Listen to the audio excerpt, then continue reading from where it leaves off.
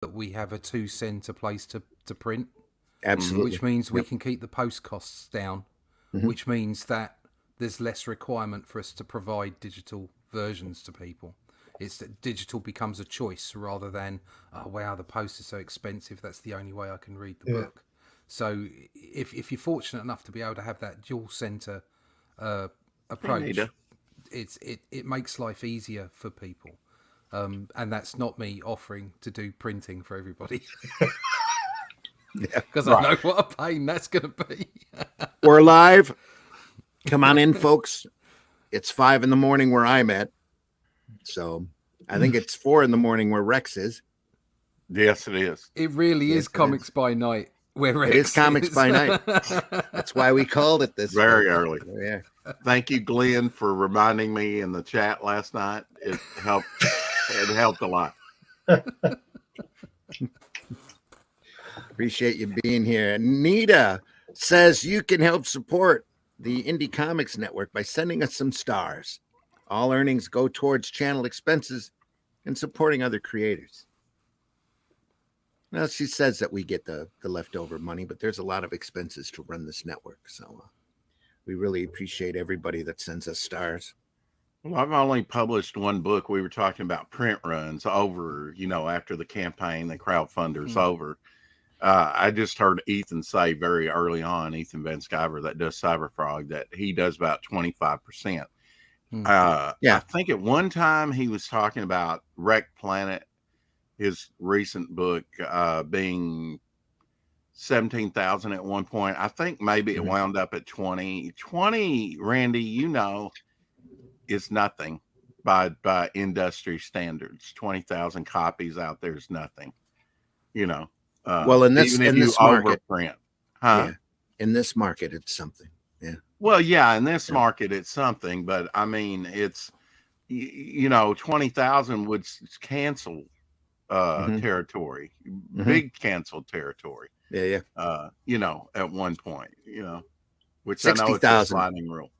Below 60,000 used to be the cutoff. Yeah. Now but a few years ago, and it may still be, Amazing Spider-Man, which was my bestseller back in the day, that was selling nearly, over 200,000 copies each month, is down to like 60,000. I mean, I've heard from a reliable source that DC is now getting under 1,000 orders. What? For some of their titles. Yep. 1,000 for some of their titles. So mainstream's become indie, has it now? Yeah. There is see, that's why I try not to use that word mainstream, because the mainstream as in reference to Marvel and DC hasn't existed for 30 years. Ever since they stopped putting the racks in the drugstores and the grocery stores. They have not been mainstream. Mainstream is Archie digests that you find in every grocery store at the checkout counter, those little tiny digests that everybody buys. Dogman, the Scholastic material, and anime, manga books are much, much more mainstream than Marvel and DC is. And there you go. Some of those digests. Yeah. And it all comes back to them. It all comes back to these corporate publishers who don't want to bump into the mainstream market anymore. It's just, they've just given up, and they've well, anyway, there's a soapbox there that I don't need to get on about Randy, lack of merit and talent and blah blah blah. And I think one of the best ideas you had, Randy, was the comic book in the cinema. Yeah, when X-Men's on, put X-Men comics on, and put others on there as well, and give them away. Don't do that. Give them away free to the kids. Yeah, that's somebody else's idea. You get these. Go ahead, Rex. Yeah, I mean, can you imagine how big comics might be for Marvel if they'd done that during their movies, or DC did through their movies? Boggles the mind. Why they didn't keep to the characters that were in the theater. But we're all down to that same thing. They don't care about comics because DC is bought by Warner Brothers, because Marvel is by Disney. Comics are. It doesn't matter if comics make millions. Cool. No, it's not enough money. No, so they don't care. What you need is a mid-sized company that worries about making millions rather than billions. Yeah. And then you'll get passion in comics, but from the top, Mhm. that is. But they don't care. They don't care about comics. 2 Sundays ago, we interviewed John Jay, who does a Yeah. kid and a comic. It's a subscription service for a comic newspaper he kicks out quarterly. And over on Sunday Funnies, if you go back and take a look at that episode, Yeah. the interview is real fascinating because that's a direct market. Hmm. You know, the direct market isn't even a direct market anymore. The crowdfunding books are a direct market because it goes directly to the consumer. So, you know, Well, all of the terminology is screwed in comics, in my opinion. That's community. Anyway, don't get me started. Yeah. Okay. The reason that there aren't more, 100,000 sellers in crowdfunding is simply the conduit between us and the potential market. Exactly. Yep. It's Being because seen. it's squeezed. It's so difficult to get your voice heard, to get your product seen. Yep. If there's a way of like fixing that, you'd find that there'd be an awful lot more crowdfunders that would do an awful lot better. Well, Simply just because of the numbers. And that's why Fund My Comic is so important, because Yes. those other platforms, the pink and the blue side, as Luke calls them, don't care about comics. They care about comics as much as Disney and Warner Brothers cares about publishing comics. It's just beneath the 15% or whatever they pull. That it's nothing compared to the stuff that they make off of everybody's inventions, or the next form of rubber, or the next movie somebody wants to fund. So that's why you have Fund My Comic. You can go right there. You see comics. That's it. Yeah. All Got sorts of comic great in the name. comics. Yep. There's a clue. Got comic in the name. Yeah. Here's the opening, folks. We're Comics by Night. Here we are.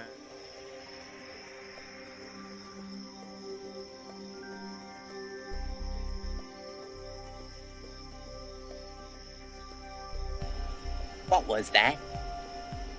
This is not a charade. We need total concentration. Now, once again, this time, with theory.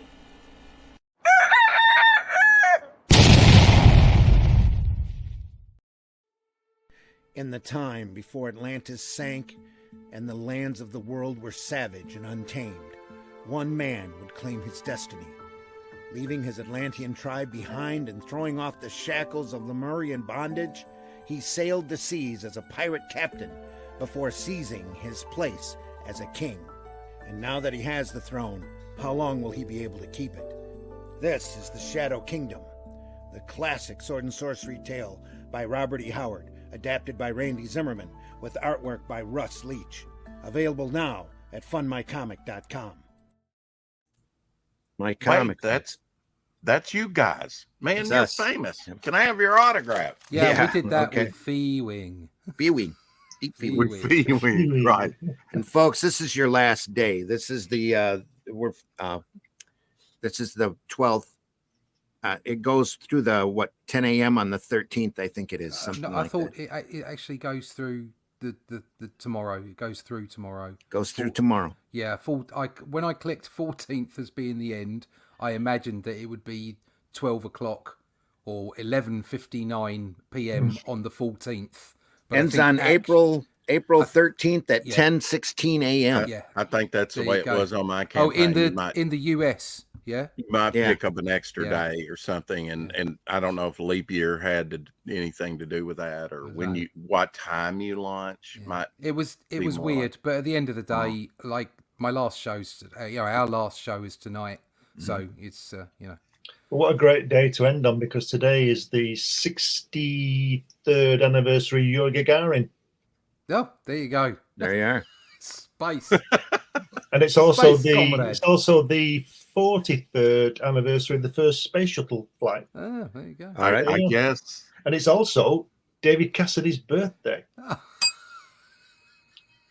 There am you not go. singing a David Cassidy It was song. massive. Yeah. Hello, He was- world. There's a song that we're singing. Well, if you don't, Come even on, if you get don't like happy. him, he was still the biggest star in the world in his He time. was huge He for was. a while, wasn't he? Yes, Yes, he was absolutely great. huge. Well, wait. Let me go do some cocaine. I'll be right I back. like potatoes in space. Yes. Partridge Family in space. Anyway, There you go. folks, I'm your host, Randy Zimmerman, aerocomics.store. Here's a little ad for that, too, while we get. Holy shit. That is the craziest thing I have ever seen. And I'm Dennis Quaid, and Dennis Quaid has seen some shit. Aerocomics.store, folks. Aerocomics.store. Go over there now. Take a look. You can find a lot of my stuff over there. I've written a lot of things and drawn a lot of things, like HeroBot Zero is available over there. And what is this? Alice in Chains should be available over there shortly. Great book by art by Abdul Rashid. Fantastic, fun story. The Fool as well. Great rodeo clown of justice. Go over there and take a look. Worth your time. Also joining us today is Mr. Glenn Fleming. Glenn, introduce yourself. Hi, everybody. My name's Glenn Fleming. I'm a writer, artist, and publisher. I write things like this, which is an account of my visits to see the great Jack Kirby at his home. You can get that on New Haven Publishing or Amazon. I also publish Comics Unlimited, which is does what it says on the tin, and the issue 15 is out now. And if you go to Fund My Comic, you can pick up a copy of this, which is the annotated book of my character Hatch, and it features all the published and unpublished artwork of my character there, and you can pick that up on Fund My Comic. Great volume available now. Yeah. So also with us this morning is Mr. Russ Leach. Russ, introduce yourself. Hi, my name's Russ Leach. I am a comic book artist from the UK. You can find out all about me at russleach.com. You can pick up links to my book, Only Death Can Save Us, currently through New Haven and Viking Press. It's over there on Amazon, Barnes & Noble, that kind of stuff. You can actually pick up some of my older Doctor Who work at the moment. The latest trade paperback of Doctor Who is available. You can pick that up on Uni or Amazon, whatever. Was that from upstairs? Yes. And if you want to find out about anything else that I'm doing, particularly The Shadow Kingdom, which is the latest book I'm involved in from Arrow Comics, adapted from the original story by Robert E. Howard by Randy Zimmerman, you can go to fundmycomic.com and pick up your copy, because we only have 24 hours left for you to pick up that book in its form, in its crowd-funded form. So you can go there, but you can find out all about that by signing up to my email list and going to russleach.com and signing up there. Yes. And also joining us today is Mr. Rex, Devil Flyer Rex. Rex, introduce yourself, if you can. Is that what all that noise was about? No, actually, that was not me. I don't know where that came from. Oh, what? I thought it was some kind of alien language. Nisa? I think Glenn was cleaning his microphone. Yeah, I think it was me. Oh, yeah. Glenn was polishing his dome. Hold on. Yeah. That's it. That's it, exactly. Glenn has become the latest rap star. Shaka Khan. Shaka Khan. Glenn Fleming. I am Rex Christian. I do Devil Flyer. Look, everybody's entitled to be an idiot.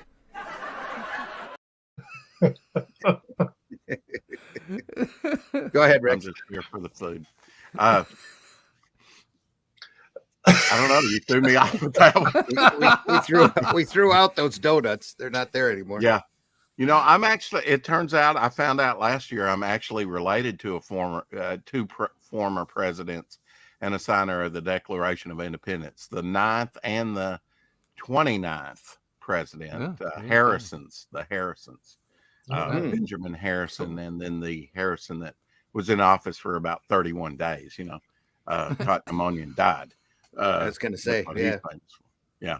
But Devil Flyer over on Fund My Comic. I do daily show to the bane of Glenn's existence over there right before bedtime. He probably has nightmares. Yeah, that's been known. I don't know what it is they call it, the 4 o'clock shadow. There we go. Which is like the cops are doing their job as long as they don't be mean to people who are actually being innocent. then I'm all gravy, baby. I want to marry that woman. I won't stand in your way. I want to taste the biscuit. There we are. Yes. See how I just kind of work that in? Yeah, work that biscuit in. That That's what she biscuit, said. yeah, that biscuit needs to be put back in the oven. It ain't done yet. How dare you? Yeah. Quit, Russ. You're going to make me spew. We're going to have a bunch of young people complaining about those horrible old men. Yeah. Yeah. We'll be labeled Well, as sexist and what do they call that? The toxic masculinity. Yeah. What the Any hell? moment Off now. you go. Any moment now. Yeah. Off Russ, you go. Russ, before we start, Russ, sorry, go ahead. Sorry. I have actually experienced ageism since I've been on YouTube. You know, every day. There's some young people that they just, oh man, they just got a thumb up something, and they're mad at the world, and they take it out on old white heterosexual men clinging to their gods and guns. I guess I don't know what they view me as, but you know, they look at you and your age, and they just immediately judge you. It's they beyond me, you know. They picked on the wrong people. Well, they'll get there one day. I'm going to send Russ over to their house. Yeah. And I just want to say, when my time comes, I want to be buried face down, so that anyone who doesn't like me can kiss my ass. Russ, did you watch Postman Pat? No, I haven't yet. No, that one you sent the Royal Family. Royals. Have you ever seen The Windsors? Yes. That's very funny. That's brilliant. That's very funny. Yeah. She died. The one who plays Camilla, she died. Yeah, she did. Anyway, comics. It's like O.J. Simpson. He passed yesterday. He did, yeah. He did. Yeah. Was he a royal? No. He thought so, but... Yeah. Well, there you go. Trina Robbins passed the day before that. The royal family in our book is perfect because they're both sort of lizards. There you are. I probably won't do it, but I swear with Trina, I reported on her death like 2 or 3 days before it actually happened. I had a Mandela effect about that. Wow. I don't know. I saw a posting about her death and then it was all over the place when she actually died. I don't know what it was. Yeah, I saw a posting by Joe Jusko. You got to always double check the stuff that you see online anyway. But yeah, when Joe said it, maybe somebody just got it wrong, thought she'd already passed, but she was the amount of times really you see sick. Some post saying somebody's dead and they're not. Yeah. Now, when somebody passes, I get that Mandela effect. Didn't they die a couple years ago? The amount of times I've said that to my wife, aren't they already dead? Yeah. I swear, I thought they were dead. Same here. I didn't even ELRIC today, folks. Sailor on the Seas of Fate. That cover, I think I get Eternals from it. Yeah, a little bit. Yeah. I like the line where this is a bit more Barry Windsor, isn't it? Yeah. You look at the clouds. Why is he falling over? He's not. I think he's figure skating. He's figure skating. So he's doing that hip thing with the figure skate. Or perhaps he's skiing and he's just like Randy won't show us his feet. He's holding his sword. I think that's the bottom of the book, mate. Yeah, it is. There are no feet. There are no feet. No. I can push that out a little. No, don't do it, Randy.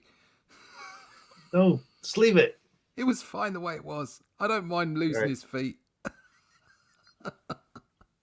Looks good here. Anyway, here we go. Yeah, that is actually sharp today. It's looking good. Yep. Yeah, for now. Yeah, for now. Yeah. Michael Moorcock's ELRIC, Sailor on the Seas of Fate. Brought to us by Roy Thomas, Michael T. Gilbert, and George Freeman. No P. Craig Russell this time. Cover painting by P. Craig Russell. Nice little introduction. This is from First Comics. Introduction by Michael Moorcock. There we go. I think I'd have preferred Russell. When's this Tom Orjakowski and Doralis, I think it is. It says. Yep. When's it published? Bauhaus was published in 1987. Right. 1987.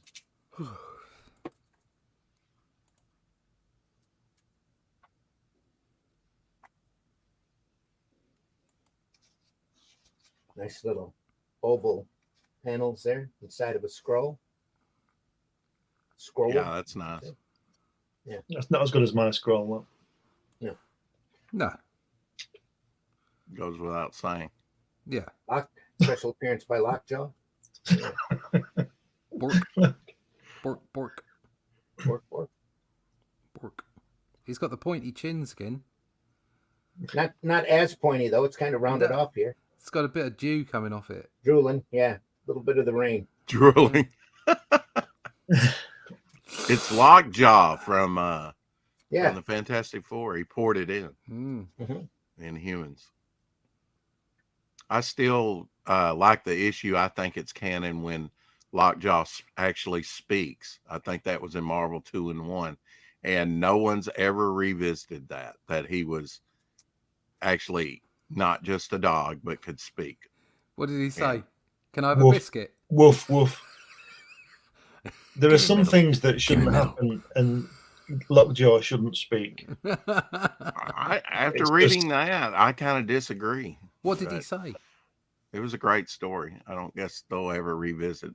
What did him he say? speaking. You don't remember what he said, do you? Was it something cosmic, or was it just? He said, "Taste the biscuit, Randy." What does it matter? He said, "Bring Kirby back, and I'll be quiet." Mm-hmm. I'm not wearing any pants. Film at 11. That goes without saying. 4 o'clock in the morning. Oh, this is sharp. Oh, very definite Windsor Smith. Yeah, big vibes going on. Yeah. I think it's Gilbert carrying over from the previous P. Craig Russell material. I thought that was Sullivan. Putting more Gilbert into it. Yeah. That's Sullivan. Nobody got that. Anyway. Oh, look at that beard. He got it. He just didn't want to keep it. Yeah, right. We got it, Rex. We just ignored it. There you go. That there's you some more scroll work on the second page. That's a bizarre choice to chop that corner off. Yeah. Is it for a number? Oh, maybe. Page number. It's on the other page as well. Oh, yeah. I bet there is a space on the other page, yeah. Yeah. Oh, here? Yeah. Yeah. Is that the only time they do that, or is that on every page? It's on every page. No. Got a little I suppose there's space there. Yeah, space. Yeah, there you go. Oh, okay. Left, right. It alternates. Yeah.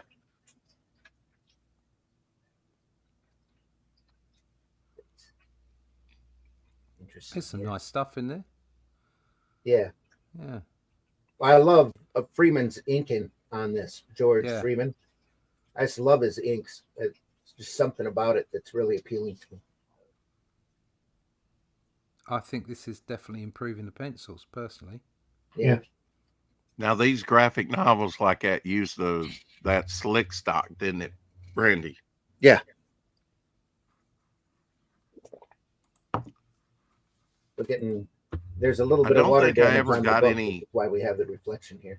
I don't think I ever got any graphic novels that I can remember that bubbled up. But sometimes, in the printing, you get a book with the slick stock and the coating on the outside or something would separate from the core of the paper and bubble up. Oh, or you get a book in the ink, the forms stick together. Sometimes if you get nowadays, especially with digital print, you'll get that. Oh, the first volume, the first printing of From Hell, that was done with Alan Moore and Eddie Campbell, was printed over at Printing Press and Litho, and they put a special coating on the cover that they thought was going to add gloss and protect it, and instead it bubbled up and cracked really hard. Oh wow! Like somebody smacking a large piece of crystal. It just cracked all through it.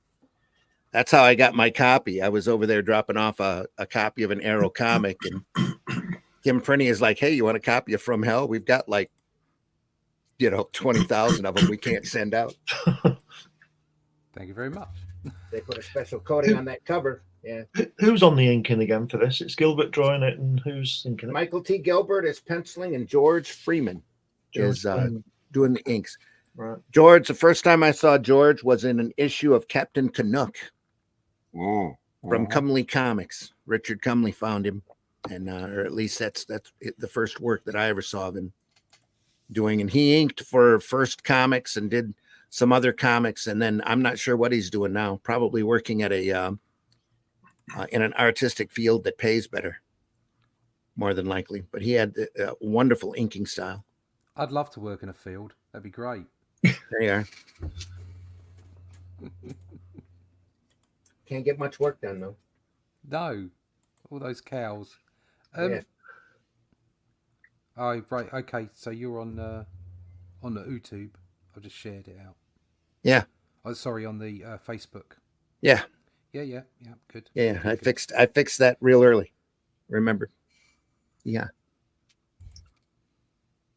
Well, they say, Randy, we were talking about distribution of books. I know the treasure editions or little digests were something extra besides what you could find on the stands, which basically Marvel and DC dominated, but you did get some Charlton, which the quality was the trimming of the paper and not so much the printing, but the trimming of the bottom of the pages and things like that were uneven.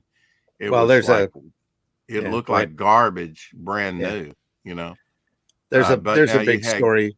Yeah. You had Captain Canuck as well. Mm-hmm. Like we're saying, that was one of the ones that kind of broke through. I guess because it was from Canada. Yeah. There's a big story why the Charltons were the way that they were. Somebody has been trying to do a documentary on them for a while. Very unique. Yeah. Well, you can't even grade them. It's, the grading services won't even grade the books. Well, they had their own printing presses and they didn't care. I mean, they just kicked out product. Yeah. So, well, comics started like that, to keep the presses running, right? Exactly. You didn't want to shut down the presses. Facebook user in the house says stories don't tie into the movies. Probably talking about the Marvel stuff we were talking about earlier. Yeah. That's when he made the comment. Yeah. They missed a golden opportunity there to really push comics and to sell more product. They've blown a lot of opportunities over the years. Yeah. And then DC. But, they say build the better mousetrap and people will be a path to your door. With their mics. What is the better mousetrap? I wish we would come together and come up with the better model for selling comics, because we all need it, because we all here want to sell comics. Yep. And we care about comics, and comics are important, I think, to the culture in general. Mm-hmm. It's our modern day escapism and mythology, right? We all need heroes and road models. Yep. Metallic feel there on that handle. I think that I'm going to try and get Devil Flyer into the stores that are in the airports, because people are on a journey wanting something to read anyway. Right. It's definitely a valid target. We're back to the original palette there on this page. Looks like faded out a little. A lot of yellow. Yeah. Yellow. I think the airport idea is a good idea, but I think you might struggle with the shops in there. What do we have? Russ, is it W.H. Smith in? I think New Haven tried, and they just got a hard time out of them. I think it's one of those things I encountered with Borders. It costs a lot of money to put those things in there. Yeah, it costs a lot of money to put them in because they want money up front. Yeah. And they feel like they're providing you a service. Yeah. And then they charge you an arm and a leg, and then they try and charge you again when you haven't sold as many as they want you to. And then they don't guarantee they put it on the shelf. Yeah. Yeah, So, that's the thing, is they take the money off you, and then they don't guarantee they're actually going to try and sell it even. That's the problem Peter Cimeti had. Yeah, yeah. Is he was taking returns verbally, and he was getting more returns than he was sending out. Yeah, yeah. Huh. Figure that one out. Everybody takes advantage of the system as soon as they figure out how to do it. Would you say that now this is Gilbert that did Mr. Monster. That's Yes. what I know him most for. Yep. So this isn't P. Craig Russell. No. No.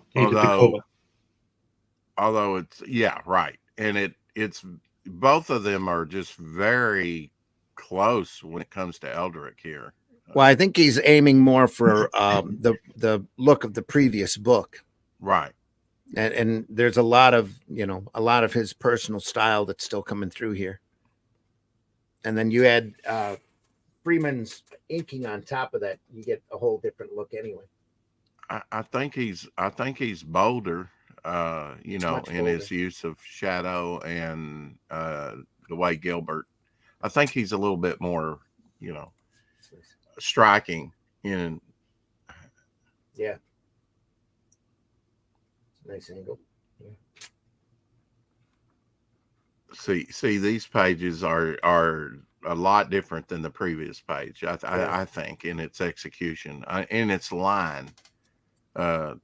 Sometimes it kind of waffles in between his own style that's trying to come through and trying to be faithful to the Russell look.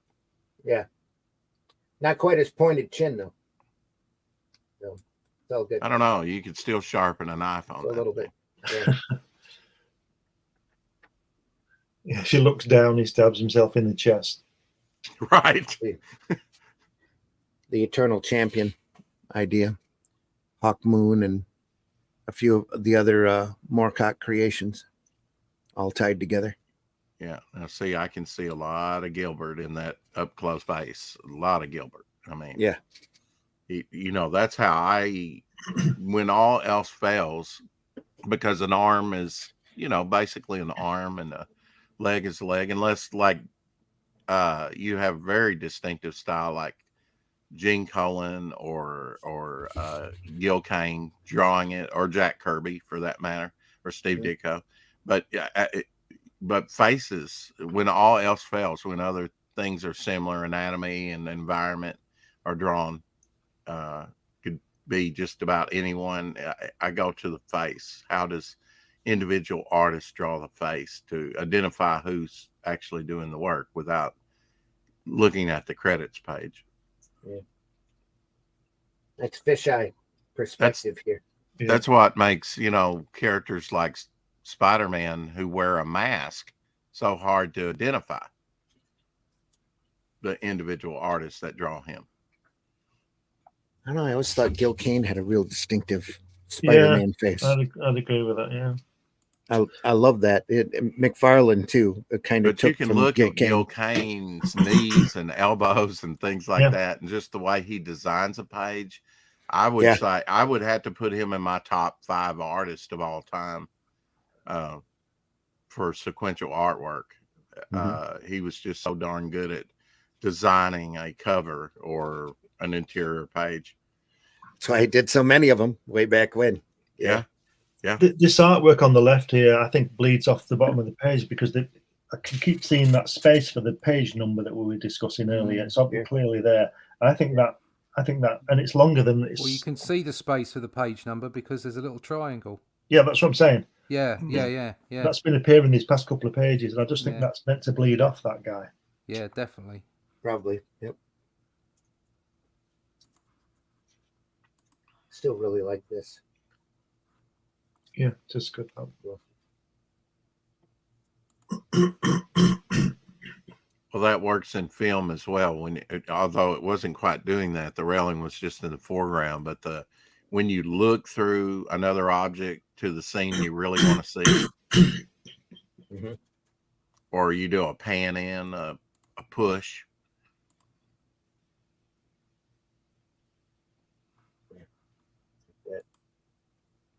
You know, we say about knowing when to leave, you know, what to leave out.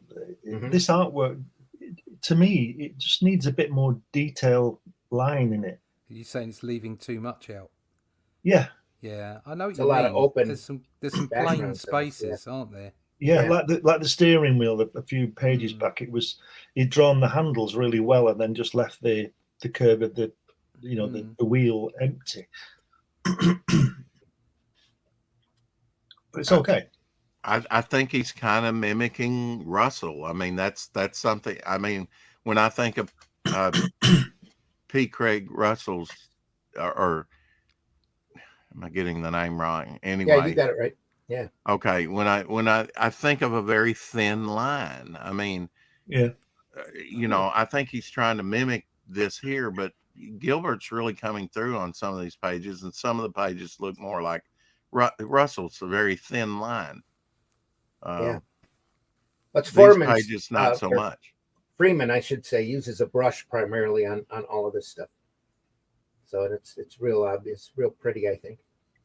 Do you think it was inks or gouache or? Oh no, it's ink. Yeah. Yeah.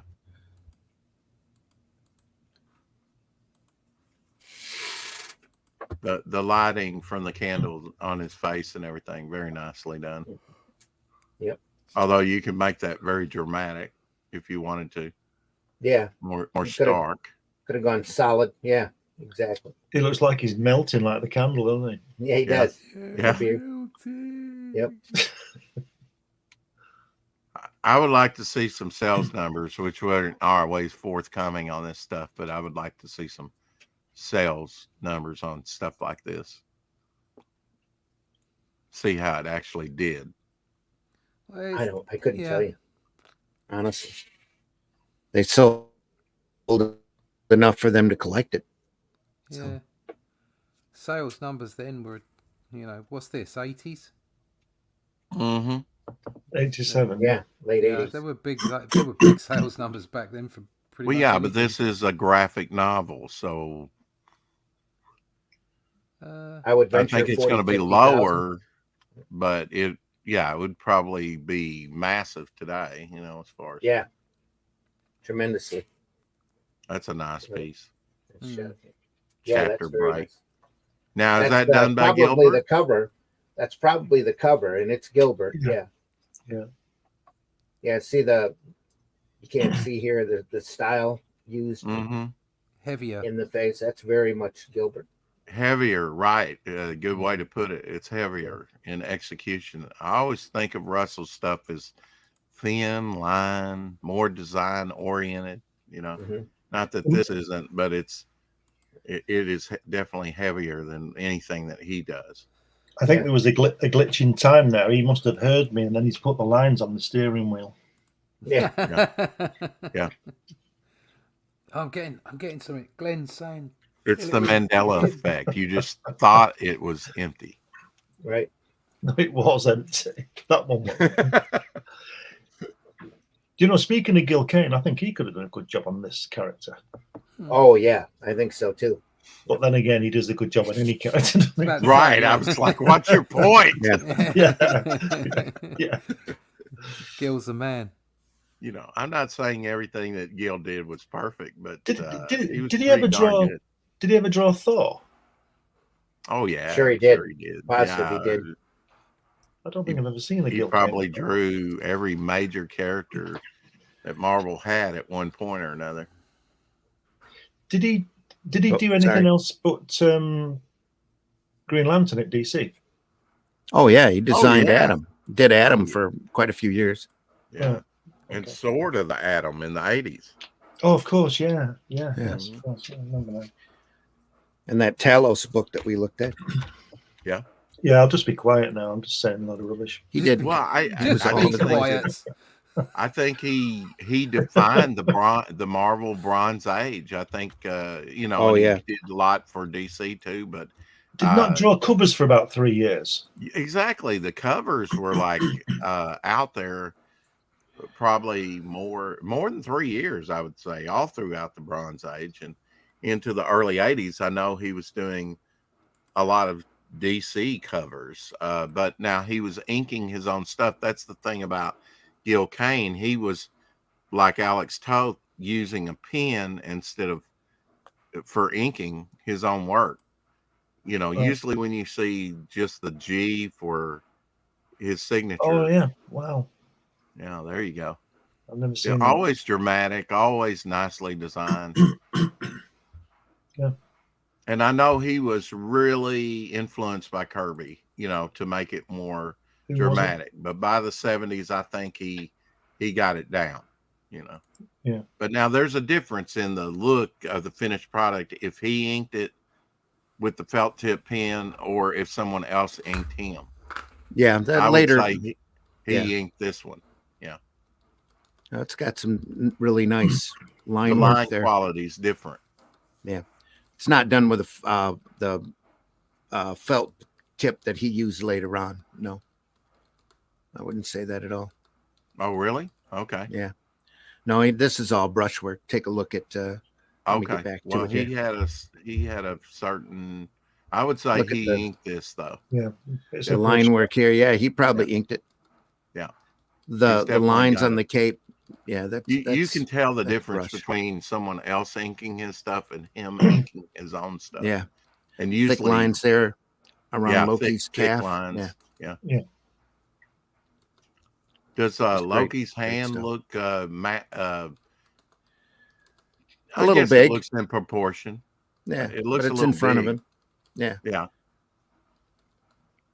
that's all right though. Nothing wrong with that.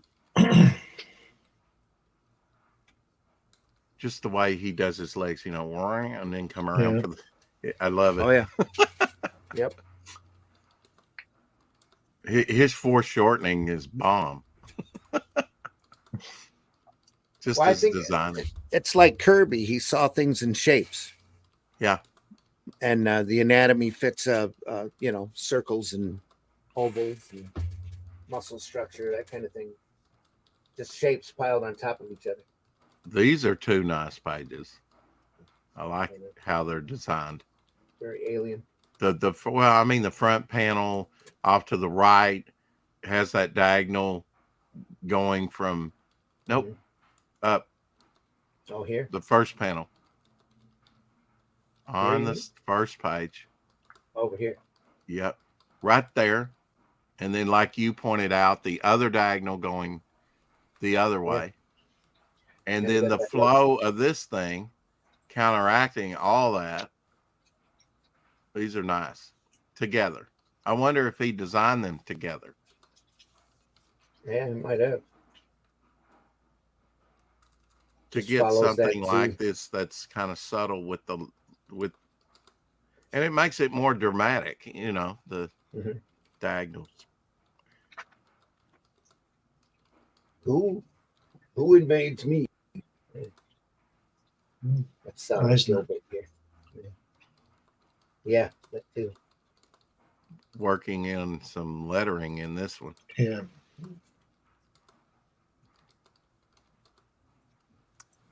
Like the farther along we go, the more Gilbert gets comfortable in bringing his own look and style feel out, and Freeman's just emphasizing that.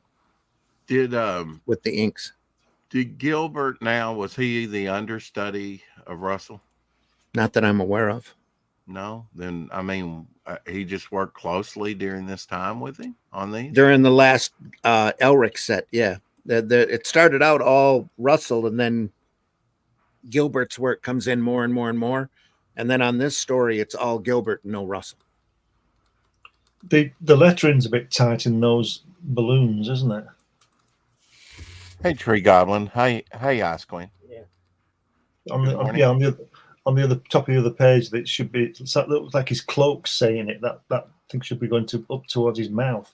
Yeah, it should be absolutely. They should have moved that up here. Yeah. Out of the detail. Yep. I'd have probably moved this over here. Yeah. and let that run. I wonder if it's been stuck on after. It might have, yeah. Because this doesn't quite line up either. It needs to be up a little and over. That bottom line there, destroy this, destroy it. Like you say, there's no reason at all to put that balloon on top of that. No, there isn't. Not when you've got all this space over there. Yeah. I wonder if the overlay might have slipped. Because if you look at the top left, the green guy, his shoulder's speaking. It's right on the. You know. Yeah, it is. I wonder if it slipped. I wonder if it slipped. It's very possible. Your slip is showing. So all of this could have been moved up too and away from the detail. Yeah. You're probably right. That's a shame. All of this, there's all this open space here. All of the lettering could have been moved up. Yeah. They probably reformatted this for the graphic novel. It's about the same size. Borders. Yeah. For the format. It's about the right dimensions. If anything, there's extra border here. Do you like something like this with an extra big border around it, an extra big gutter? I don't mind it. I don't see it. You know, when I'm reading the story, as long as you can get lost in the story, that's the key. It's still here.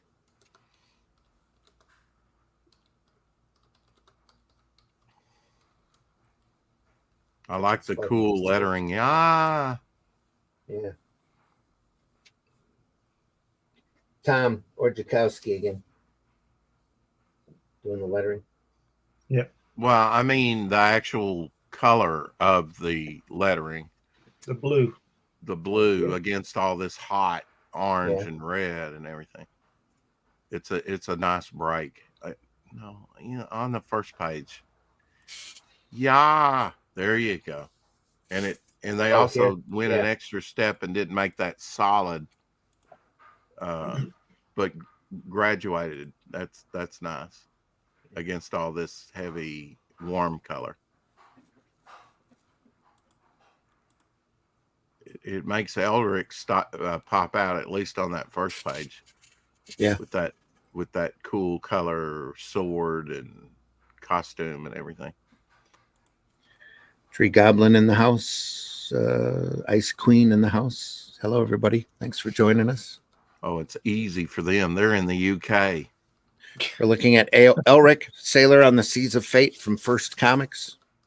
1980, what was it, 89, 87? Lynn says, don't be a hater. Yeah.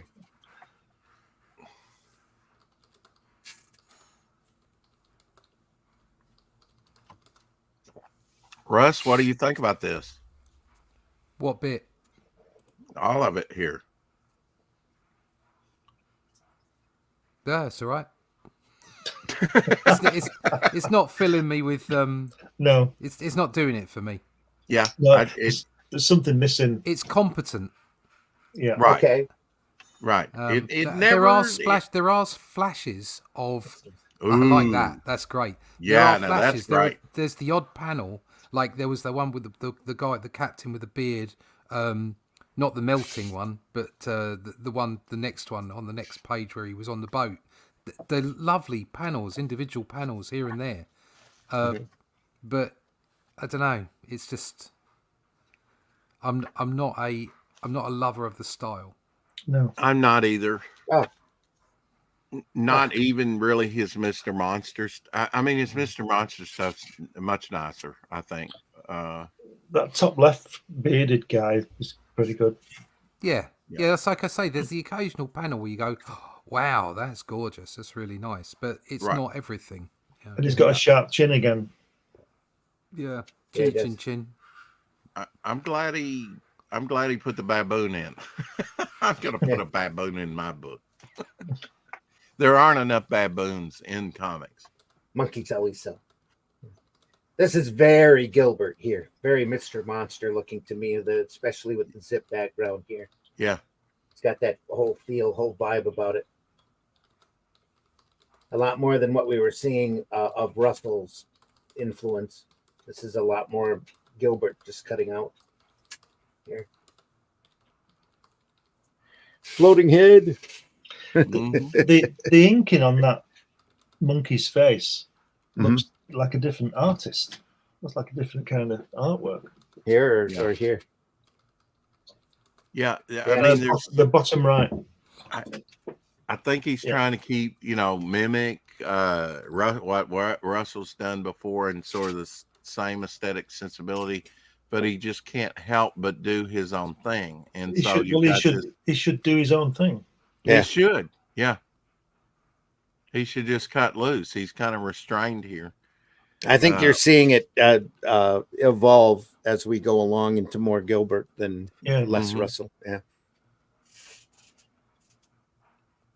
Well, there's some actual blood spilt on these pages. Yeah, heads will roll. Heads will roll and fly, apparently. Yeah. Getting a little more chaotic here. Wow. Come on. Good. We need some more chaos. We need something going on in this book. Nice sequence.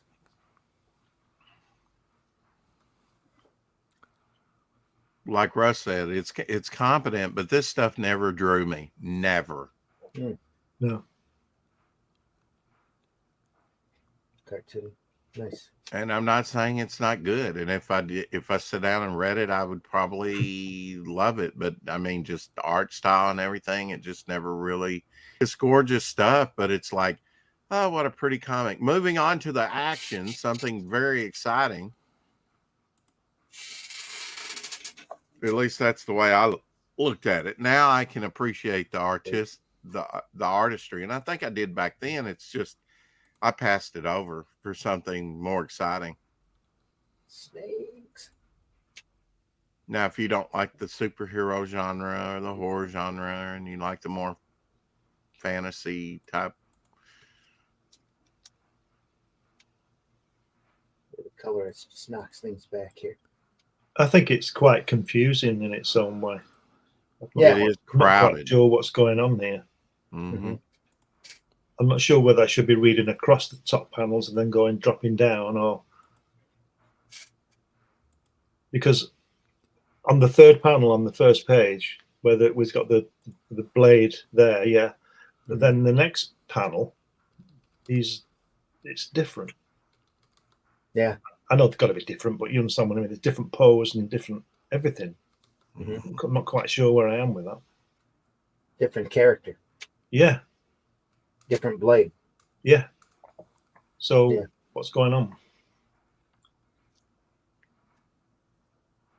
Yeah, ELRIC's not in this panel. The other champions here. Yeah, it's really strange. Yeah. That's Hawkmoon. Yeah, he had his own series, Hawkmoon. Yeah.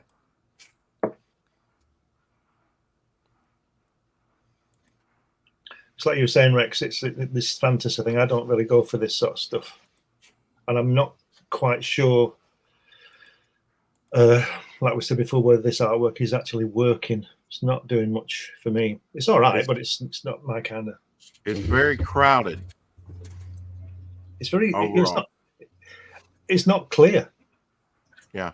You can make it as crowded as you want, I suppose, as long as you're clear. Yeah. I think a lot of that, too, falls on the colorist. Still, just like with the other book, it's just the coloring's really flat, very overbearing. When you have fine lines like in that middle panel on the second page, like Russell does, just very thin lines, wispy hair, a colorist that's going to fill in a lot of that space because it's not well defined. Yeah. Is essential, more essential with an artist like that. And it's the same on the other page as well with the snake that's coming up. If you sort of get rid of the color in your mind, there's nothing there. There's nothing there except a segmented line. Yeah, very thin line. Occasionally, like those caverns there up on the second page, you'll get some shadow definition. I mean, if they spent more time on those eyes, they could have been stunning, couldn't they, for that page? Yeah, close up. Yeah, it just falls flat for me, in a lot of. I mean, imagine if it was in black and white, the helmet coming over his nose and that eye panel. Frankly, this stuff would be better in black and white. But look at the white space, like you said, against the cheek and the nose where there's no detail. Yeah, that would have been really.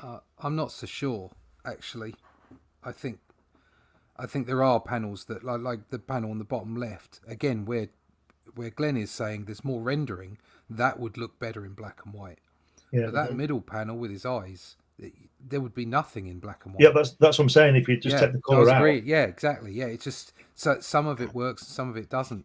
Look at the very last panel. You just got 4 or 5 blobs of snow coming down. Well, let's put it this way: if you really want this to pop, black and white with some gray toning. Yeah, that would do it. But again, that's what the coloring's doing here. I think, in all fairness, this is painted, isn't it? It's not just a color job over the top. It looks to me like it's actually on the artwork itself. Yeah. So it's difficult to, in those cases, I think, where it's painted, I think it's difficult to detach the black and white from the color. It's like, because the artist may well have been thinking of what the color would do within the line work. So it's difficult to. It's not difficult to critique, but it's difficult to work out what was actually in the mind of the artist at the time. Now, don't you have to lay the color down first before you ink it? Back in these days, the way that they used to do color separations is there was a special photography that they would use, that they would shoot the page onto, and it was it's hard to describe, but there was a film acetate layer that was black, and you could lift that acetate layer up, and there was blue lines of the black plate underneath, right, and which wouldn't photograph, and you could go through and paint on that, and then lay the the blue line screen over top of it, very much like as if you were screen printing apparel. You put all the colors down, and then you lay the black over top of it, which might explain if the lettering was a separate acetate level. Well, exactly. Probably was. Some of it slipped. Yeah, you've got some of those printing layers, don't you, Rex? I do. Yeah, with separate dialogue page, and I don't have any of the. I have paper blue line, but I don't have any on acetate that's a blue line like you're talking about. But I could very well see them doing that. It's almost like a animated cell. Yes, yes, that's right. That's some funky armor he's got on. Like, that looks. That character would go good in G.I. Joe. I think it's LGBT month there. Yeah, and the background as well. Yeah, there's a lot of that influence there. Yeah. Looks like a G.I. Joe Cobra character. That is funky. Yeah. Getting your chest out for the lads. Another glitch in time. Wow. This. I mean, these from page to page, it just looks like they put this stuff in a blender, and what came out. You see that left-hand panel, he's really lightened on the detail there. Yeah. But he is trying to get an effect, and actually the composition is brilliant. Yeah. The composition of the figures moving through the tunnel. I totally agree, but man, this coloring is like all over the place. Yeah, it is all over the place, isn't it? Yeah. It is. And you even have a soft effect there on page 2 on that top panel. Nice graduated tone, though. I like some of the graduated tones. Yeah. Get yourself an airbrush. Yeah. Wouldn't be surprised if this was Dr. Martin's dyes on this, just because of how vibrant it is. Right. Yeah. That was also very big during this time frame. When I see that, like on that, like I softened, I think of John Burns' early stuff for Charlton. I think they did some stuff like that.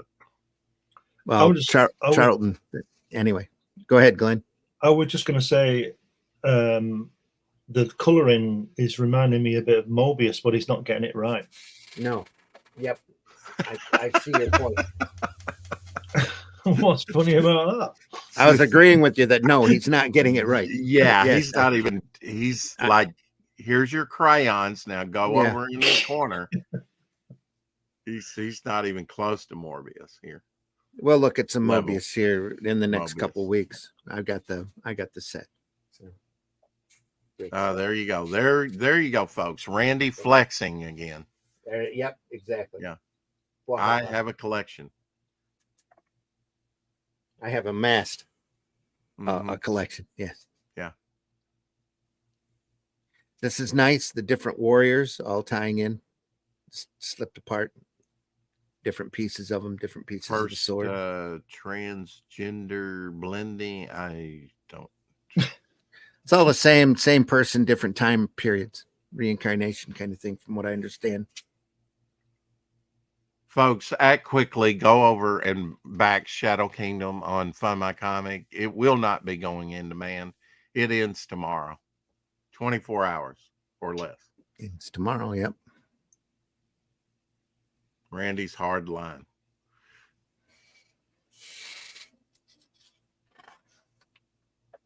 It's just that we've got a lot of stuff planned for it. So, wow. Oh. Now we're getting back into some of the crazy layouts that Russell Yeah. would do. Yeah. Yeah. Crazy. Somebody unwrapping something, or is something burning? Yeah, I just got, sorry, I just I'll mute. That's all right. I just got myself some lemon puffs. You're fine. I just want some Kirby boldness, and I never get any Kirby boldness. You know what I mean by that? I want something going on.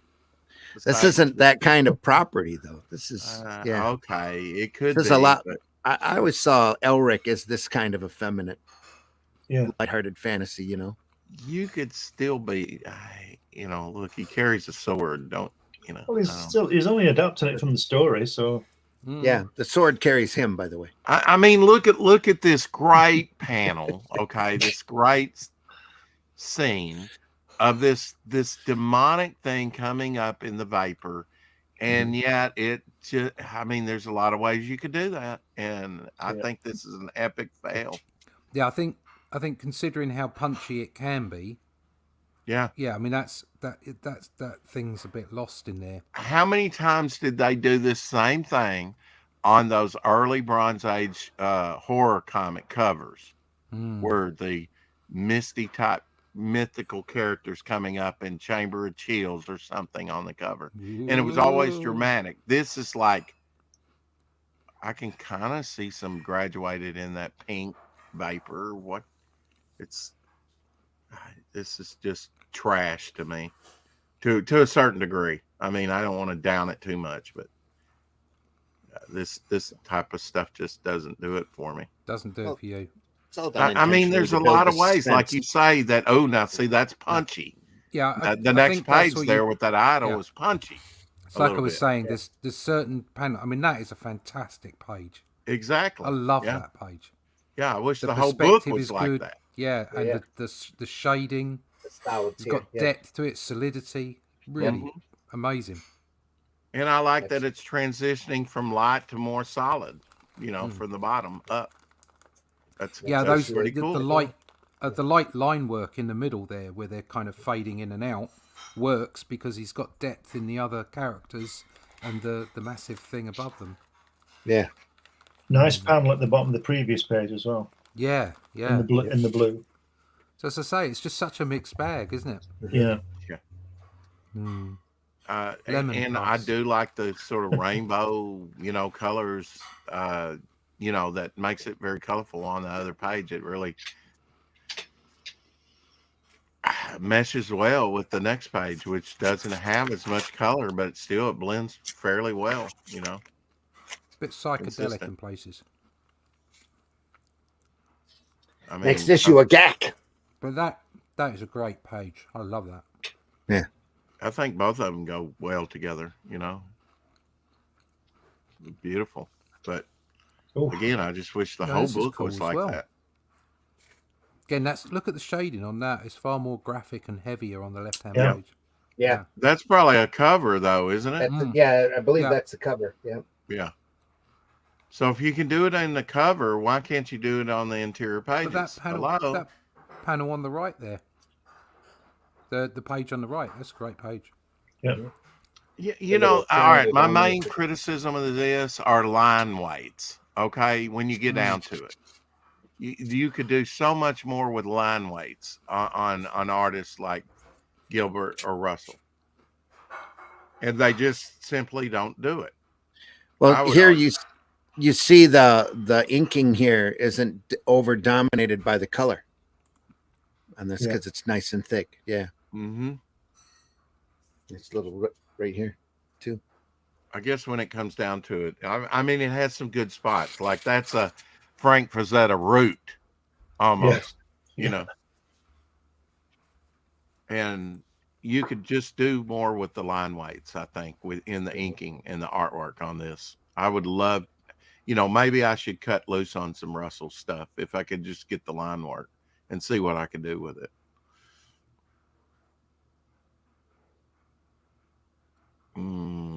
Don't much like this with the lettering. ELRIC. Yeah. Exclamation point. We get it. It was on the cover. Why put it in there? That's an E. Yeah. Anyway. Yeah. Oh, that's nice. Yeah. The idle part, the lettering, just kind of falls flat for me. No, I don't mind it. Is that the best comment you got? I don't mind it. I don't mind it. It's kind of funky. Do you know what I mean? It's surprising that this is an 80s book because it's got a big 70s vibe in it. Yeah. The colours and like the design and everything have got a big 70s vibe. Make a note now that George Freeman is finished art and colour. Yeah. So we'll see what happens. Hopefully so George Freeman is doing everything in this book? No, the layouts are Gilbert. Okay, all right. I meant the rendering. So yes, he's finished rendering art, it. Finished art and colour. Yeah. Right. Okay. Well, yeah. Straight away, it's looking better, I think. Yeah. From a rendering perspective. And you got that little triangle on both pages where the page numbers might have went. Yeah. Yep. Oh, yeah. Oh God. I've got looks like a shot glass. That big, you know. I've got a latte with my lemon puffs now. What? Lemon puffs. Oh, that. Yeah, looks like a glass. That's latte's French for milky coffee. Yeah. This next page coming up with the sword and it almost looks like Lord of the Rings. Yeah. Animated type thing that Ralph Bakshi did. You know. Yep. On the poster with it's got 4 heads. It's like the who's that cosmic character with the 4 heads? Eternity. Eternity. Zaphod Beeblebrox. Yeah. Nice one, baby. Standing next to his twin brother. Is it something to do with justice? Eternity. Is it Eternity? I thought Eternity was the guy that. Oh yeah, no, you're talking. 2D. Yeah, I got the name wrong. I'm sorry. That's the Grand Inquisitor, not the Grand. No, it's the. It's something Eternal Justice or something like that. It's Trinity. I can't remember his name. It's the one from the Stalin stuff. Yeah, help us in the chat, folks. It's originally a Ditko creation. He's got 4 different heads. I didn't know that. Oh, right, yeah. Okay. Doctor Strange runs into him. The Grand. That's not the Grand Inquisitor. What the heck is that? It's Grand Tribunal. Tribunal. That's it. Tribunal. Mm-hmm. Yeah.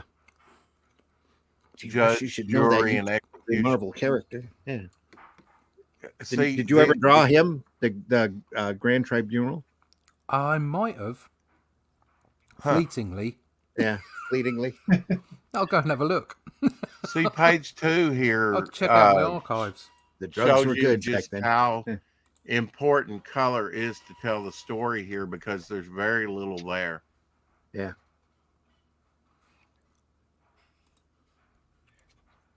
without the color. You'd be wondering what's going on. Yeah, there's some very light line work there, yeah. Mm-hmm. I mean, the boldest thing about it are the sound effects. The lettering. Interesting, that last panel where it says it becomes silent, it becomes grey, and it's yellow. Yeah, there's a little gray here. I know. It's becoming gray. Fuchsia? Tan? Yeah. Little magenta mixed in for fun. Talk about no detail. Here we are. Yeah, right. I mean, the one most here. interesting things is energy creature coming in. Yeah. It's got a Hanna-Barbera feel to it all of a sudden. Alex Toth.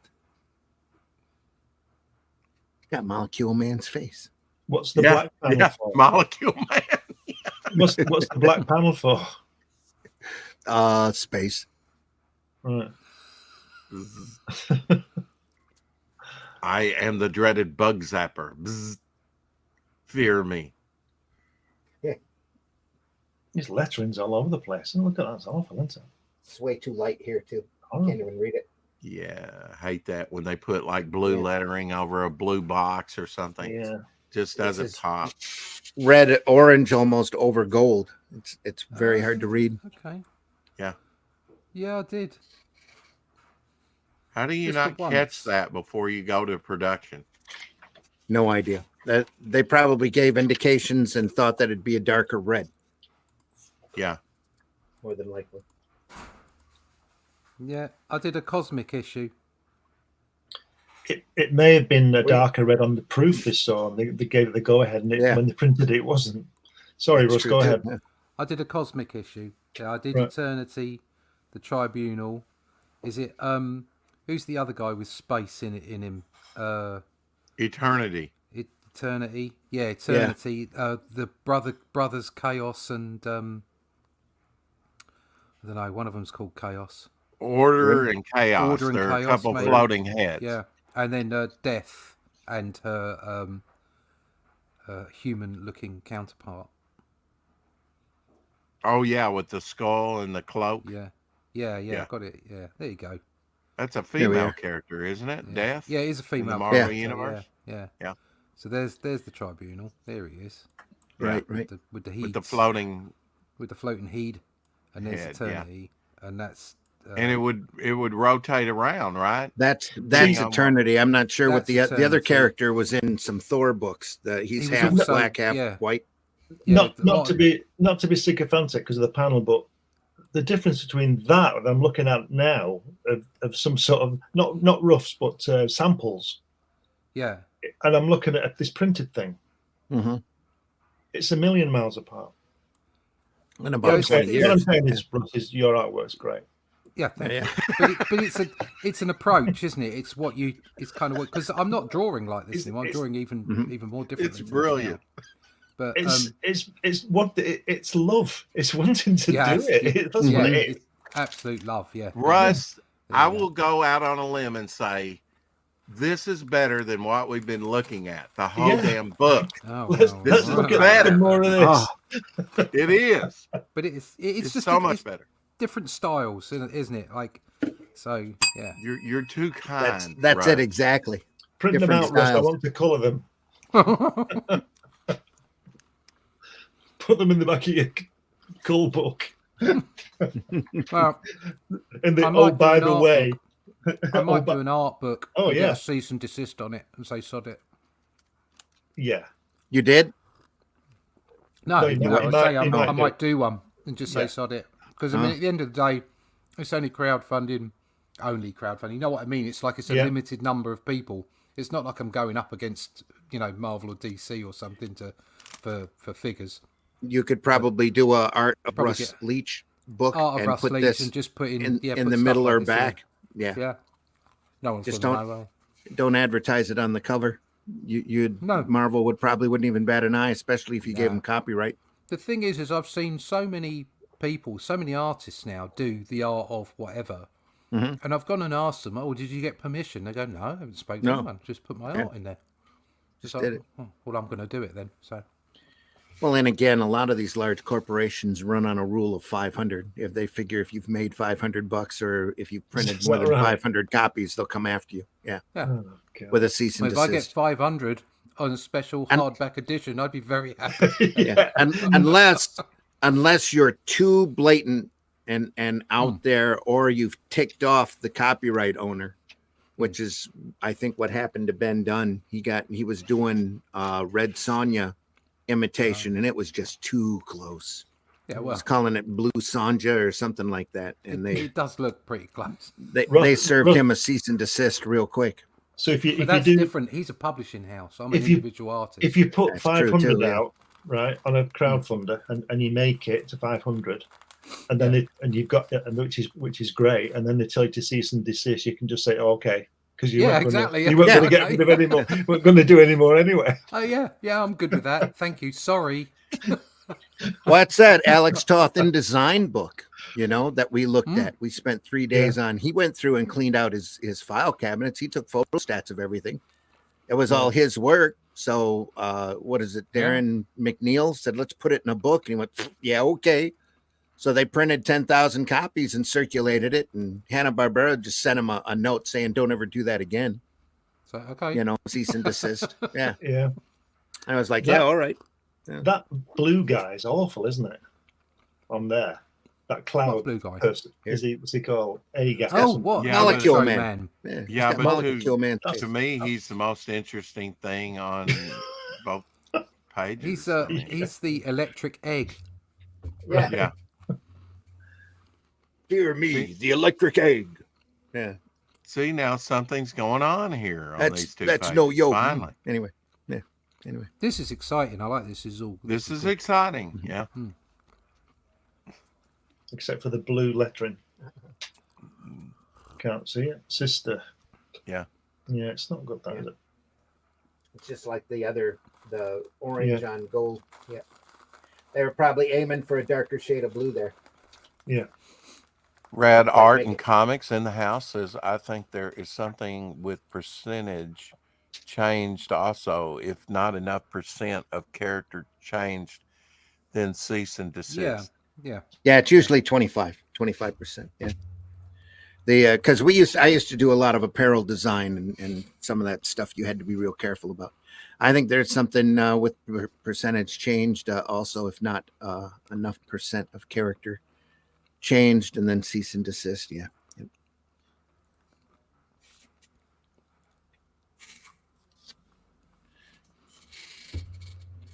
Do we stay on this for a minute? There's a lot of nice line work here. Yeah. Great looking stuff. Someone should make a publishing house called Cease and Desist and just rip off a whole bunch of characters with a 25% change. It's Antarctic Press. Anyway. Did I say that out loud? So. We could have Superman in Sweden or something. It could be Lars Lane. And that would be an interesting case anymore, because there's been so many Supermen that or Superman style characters that DC has let slide, like Supreme, and there was a while there everybody started their superhero line with a Superman type clone. Yeah. And DC just let it happen. Or Warner. They're stuffed with it now, aren't they? It sets. Yeah, I think there's been enough of a precedent set that they wouldn't be able to sue, as long as you weren't really hitting. It's that diamond that they're more concerned about than anything. The diamond with the S in it. And even then they do every kind of different alteration on that design that they possibly can, just like Batman and the different bat symbols on his chest. I like this page on the right where they've whited it all out. That's great. And that why is that spider mechanical monster or squid monster reminding me of Ditko so much? I don't know. Yeah, there's a lot of that there. Yeah, there's something about it. No, I see it. Yeah, I think they missed an opportunity with these last couple of pages of doing double page spreads. Rad Art and Comics, yeah, in the house. Glad you're here, Hyperion. Yeah, Omni-Man, Homelander, exactly. Yep, you got it. Sentry. Yep. Yeah. If you look at that bottom left Gladiator, panel, It's very cartoony, very It is, yeah. Mm-hmm. different style. Very I have Ditko, a- like Russ was saying. Yeah, I have a problem with double page spreads purely from a print perspective. Yeah. Because you lose some stuff in a centre. Well, you got to And it watch what you're doing with it. Yeah, and it means you have to watch what you're doing as to where, and so it kind of almost separates the pages out anyway. I think these are two separate pages, though. Oh yeah, It's they not are. meant to be. Yeah. But we were talking about doing double page spreads, and Right. I actually like that. I've mentioned it before, the Steranko approach in the Yellow Claw series. The 4-page. Yeah, they had 4 pages, but they didn't join them up. They were like a panel within the border. It just went bump, bump, bump, bump. Fantastic stuff. Yeah. We'll have a 2-page spread in the Atlantean, at the tavern. Yeah. See you later, Russ. I got to say, yeah, I'm See you in a week. I'm absolutely backed up with stuff now. It's like I accepted a job from someone the other day from a guy that I've known for quite a while, and it's all it is like an illustration at the front and the back of a book, and they're horror books, and they wanted like a Tales from the Crypt kind of character at the front and back, and it's absolutely rubbish pay. But I like the idea of it so much that I went, yeah, okay, I'm going to do it. Yeah. Because we'd been sitting here, like pouring through artwork and all that old EC stuff from time to time, and Wally Wood, and and it's like, oh, do you know what? Yeah, that sounds like fun. As I said to you last week, Russ, it's not about the money. No. It's because you love the thing so much. Yeah. And he approached me, and I was just like, and it's a tight deadline as well. And I thought, no, do you know what? I can squeeze that in because they're going to be fun to draw. Yeah. So. Yeah. That guy there with the on the right hand page, the bottom panel, the side view of the guy, yeah, looks like Dum Dum, doesn't he? Yeah. To an extent, yeah. Do you know if that was with a bit more rendering, if that was in a Jim Lee X-Men book from the 80s, you wouldn't bat an eyelid. Blend right in, yeah. The Dum Dum character almost looks like Mike Zack artwork. Yes. Yes, it does, yeah.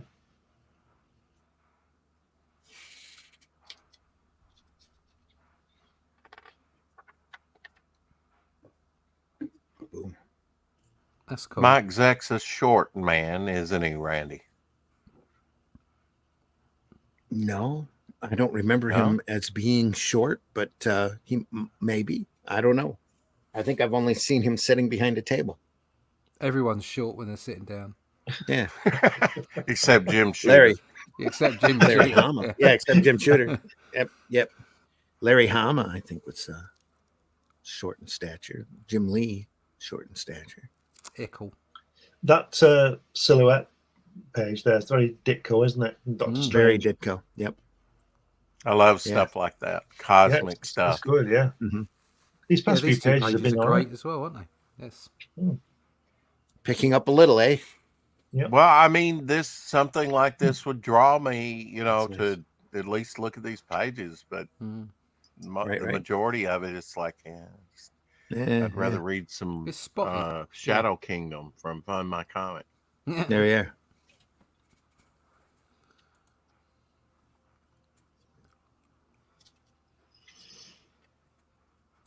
That at the top left there, sorry, just before you turn the page, the top left where the swords are clashing on the other page, it looks like they're fighting over a couple of fried eggs. A giant frying pan with 2 fried eggs in it. There's only 2 in there, but there's 4 of us here. I'm not cutting mine in half. Well, I'm not sharing yours because I don't want a runny yolk. What they've done is they've turned the other one. It's all spilled in the pan. It's all gone crazy. This is your brain on drugs. I've got an idea. Why don't we beat them all up together and we can share an omelette? I have my sword. I will divide the eggs for you. Ooh. I like that. I'm not quite sure what that I'm looking last at, but I panel's like it. brilliant.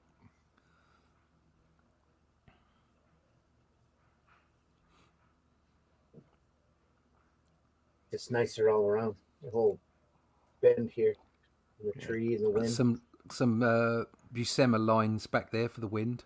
High wind, yeah. It's even blowing the column away, isn't it? Yeah. Yeah.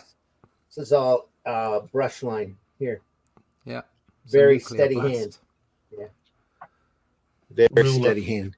That's the ruler. Yeah. I don't know. Maybe. There's a Even thin God, thick ca- to even it. God can't do that. That's done with a ruler, brush and ruler. I don't Gary mean, Martin could probably do it. You know, and you tip the ruler and you drag your brush. Run it along the edge. Yeah. He'd still use a ruler. Yeah. Still an incredible feat considering. Yeah, yeah, yeah. This is all just lines back I here. see, like the light line work down at the bottom there. I actually really like that on the stone work. Mm-hmm. It's really cool. Makes it look really solid. Yeah. Very clever. I think the face gets lost on the first page there, bottom. Yeah. It's lost. Well, isn't he all? Nope. Isn't it all just it's all just messed up? Where's the dialogue? Right there. Yeah. See, you couldn't even find the face. I think it's a bit like the Thing from the film. Yeah. It's just all messed up. Yep. It's all gloopy. Meant to be gloopy. Gloopy doopy. You're more forgiving than I am, Russ, about this stuff. You're much more forgiving about it. That's nice. Yeah. And again, that's more Gilbert than Russell coming through. Much more. I mean, Russell would not do anything like that. They were all effectively the one being, and now they've been separated there. Right. Exactly. Yep. They're the eternal champion. But this is George Freeman, aren't we? Freeman inks over Gilbert pencils. Freeman finishes too. Yeah. Yeah. So he's attributed with the finishes. Gilbert probably gave him some rough layouts. Yeah. I would love to ink Gilbert because it was like, whoa, wow, I've really got my job ahead of me. There's nothing here. Very thin line, mechanical pencil stuff.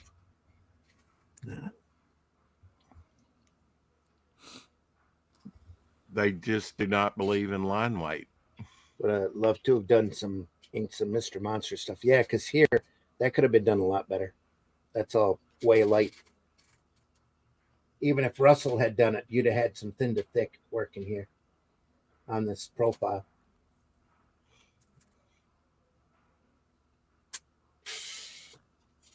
I think he's looking at the Russell stuff and going, okay, that's how he does it. And he's trying to mimic it, you know?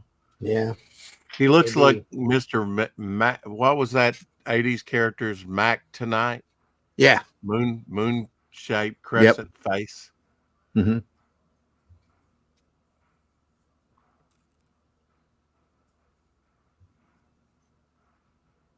I guess I just need to sit down and read some of this stuff. Then I might care about the character.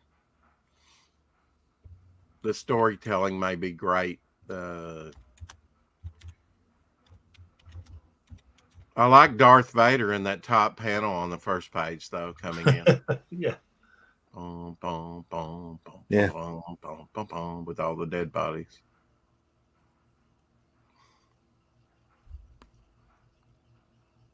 Like the red sky, too, at the bottom. I mean, that's good. That's using color to tell the story. I like it. Shepherd's Delight. It's going to be a nice day tomorrow. I'm sorry, Russ. What? Red sky at night. Shepherd's Delight. It's going to be a nice day okay. tomorrow. Okay. There's Mac tonight. Mac tonight. He's even got the same chin. That's what I'm saying. Yeah. All he needs is his shades.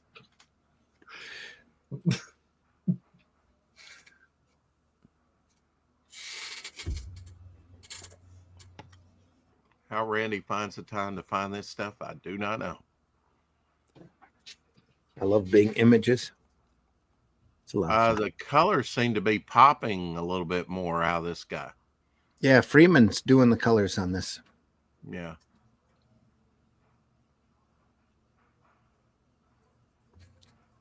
They all come in with their own artistic sensibility, don't they? Right. Yep. I mean, this is much more poppy than some of the wispy, pastel-y type stuff that was earlier. Very much a different palette on this. A lot Different more bolder palette. red. Yep. A lot more stark primaries on this.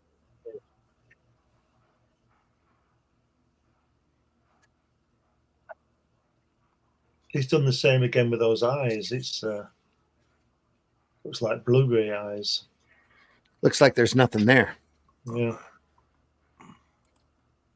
Void of emotion, you know. He seems to have lost his way again after those fantastic pages previously, and then It's not a bad face here. It's got he's a miserable sod, this ELRIC, isn't he? He never smiles, does he? No. Well, Very with you with a somber. chin like that. Very stoic. Exactly.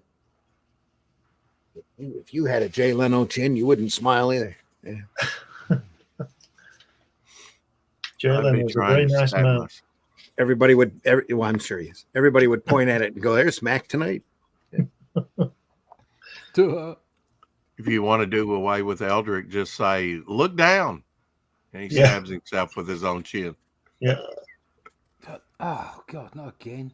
Just think if they found him dead, they'd never find the weapon, would they? Because it Yeah, was your his shoes chin. untied. Oh, That's like stealing. That's like stabbing somebody with an ice pick, with an ice knife. You know, Yeah. it just melts. The murder Karl weapon Marx, just didn't melts. he get killed with an ice pick? He did, yeah. On the back of his top of his neck. Yeah. Now that fiery being is interesting, and I like the horror type element of the going across that page. Mm-hmm. Yeah, it's a bit freaky, that.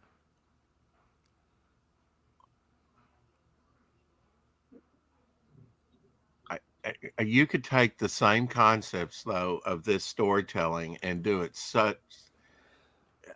in such a dramatic way, though, a retelling. I just wonder if that right hand page there. I just wonder if that's more, less. How can I put it? More to the layout than the render than he's done the rendering. Do you know, it's like he's not done much on the layout. This is the start of the next chapter too, I believe. Right. Yeah. And that's to me, that's a very effeminate, almost gender neutral face. Very posy, isn't it? Yeah.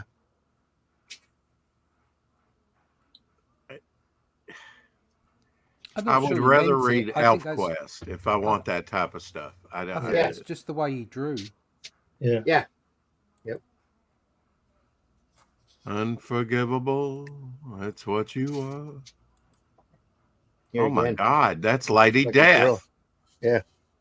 Very Lady Death. It's just because you can't see the chin. Jimmy Hill. Jimmy Hill. Jimmy. In the way this is so jumbled and crowded and baroque, like it'd be minimalism in some of these panels.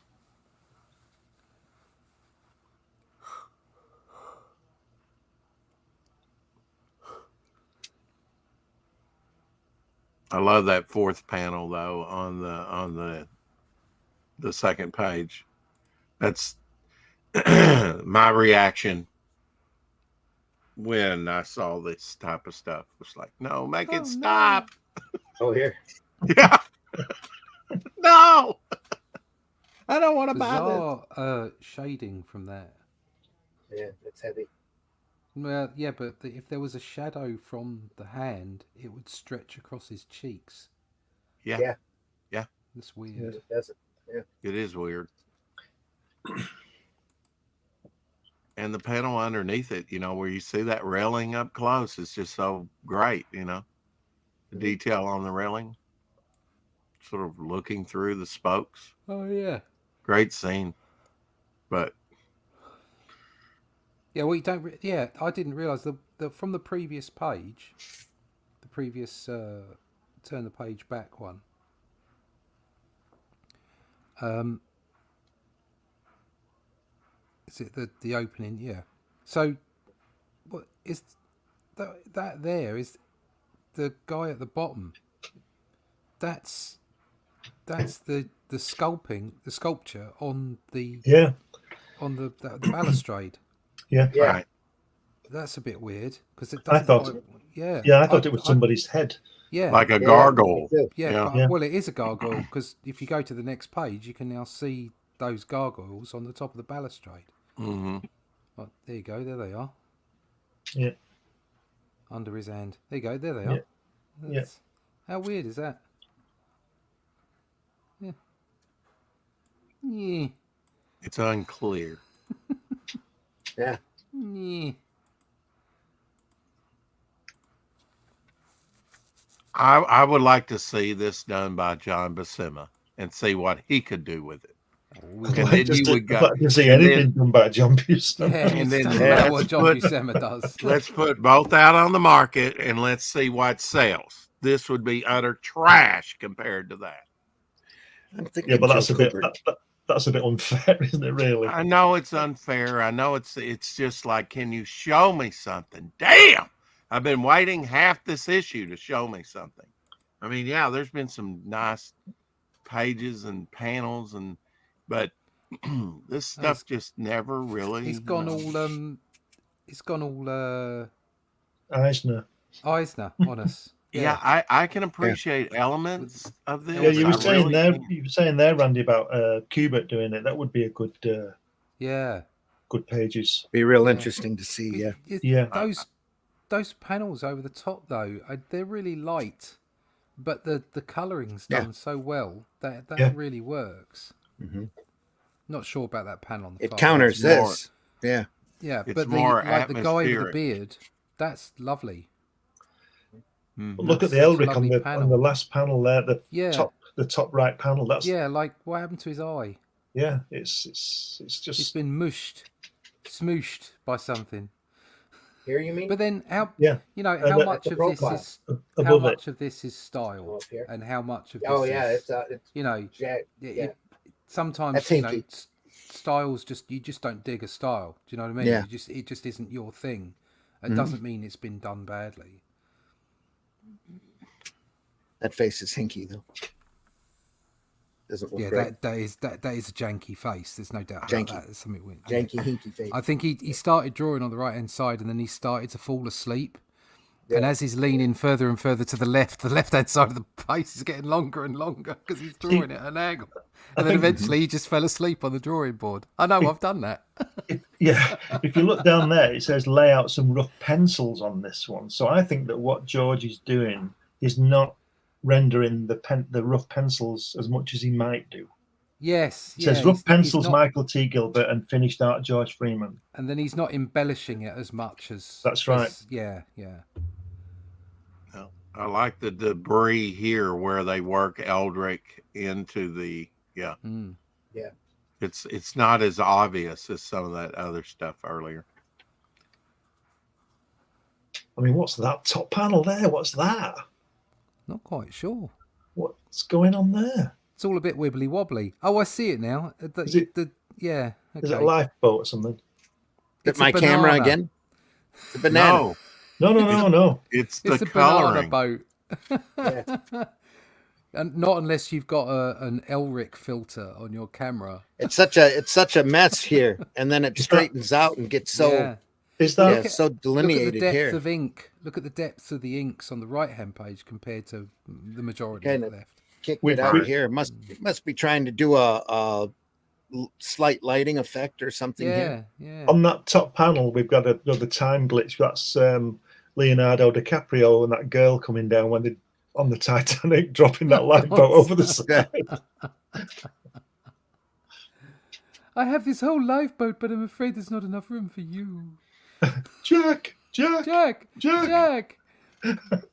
Why? I don't think they need a change of colorist and things throughout these different chapters to be inconsistent with it, though. Although that doesn't help. It's all the same guy. It's all George Freeman. Is it? The previous it's all George Freeman. The previous book was where they chopped up all the team did different things every issue or whatever. But this one is all the same person doing everything. Yeah. Well, I he's think got a if I was wide an- range. Yeah. I think if I was an editor, I'd have turned the left page back to them and told them to it's only half inked. You need to finish your inks on this. Yeah. There's no black Finish it. spotted in here whatsoever. No. That's got to be a artistic choice. Now, if I was Jim Shooter, I'd have thrown this on the floor and burnt it. Well, that's Jim Shooter, though. Thank you. Now go away and do it again.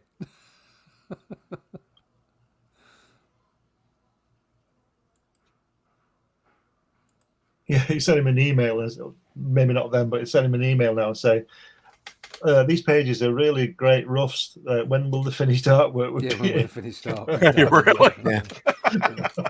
So, oh, bugger. Apparently, one of the C's of fate is purple. So Huh? Yeah. Purple. I like purple.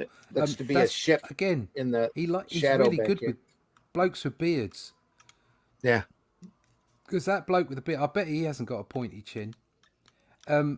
Or if he has, it's like he's covered it up with a beard. Maybe he's compensating. I don't It'd know. be funny if it was sticking out of his beard, wouldn't it? But he's got that whole image. He's got beautiful hair, and the way that the shadowing is on his cheek and his nose, and then under his hairline on the other side of the face. That's great. It's almost like it's a different artist there.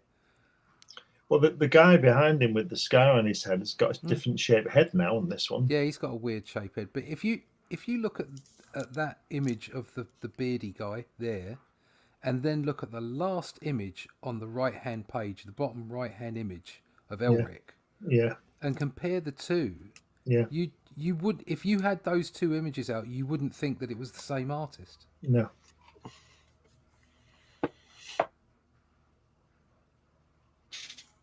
Almost halfway into this book. That's bonkers.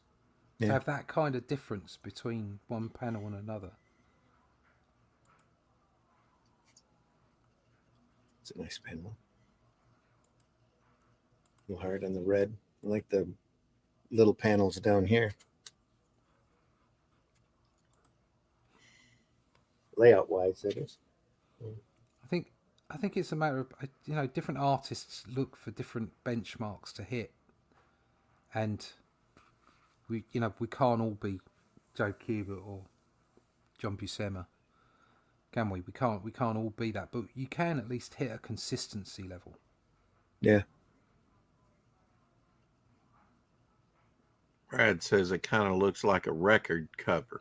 Yeah, from the 70s, a Yes record cover from the 70s. That's what it made me think of. Or the whole book makes me think of the 70s. Yeah. The colours, the styling, everything. And yet this was done in 87, wasn't it? It's collected in 87. It was probably done a couple years before that. Yeah. Oh, okay. Yeah, probably in the early 80s. Right in that time frame. Yeah.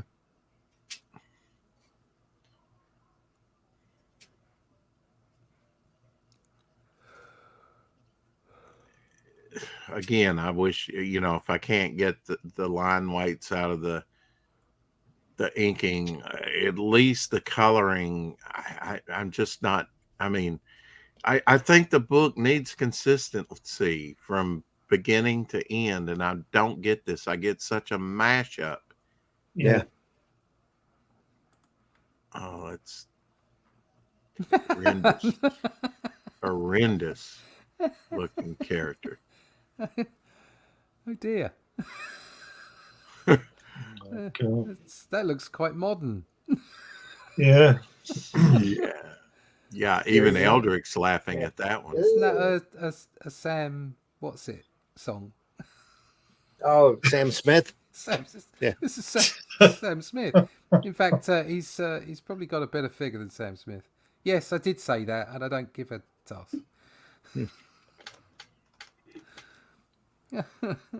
Sam Smith's an idiot. I don't think he's made his mind up yet, has he? I don't care.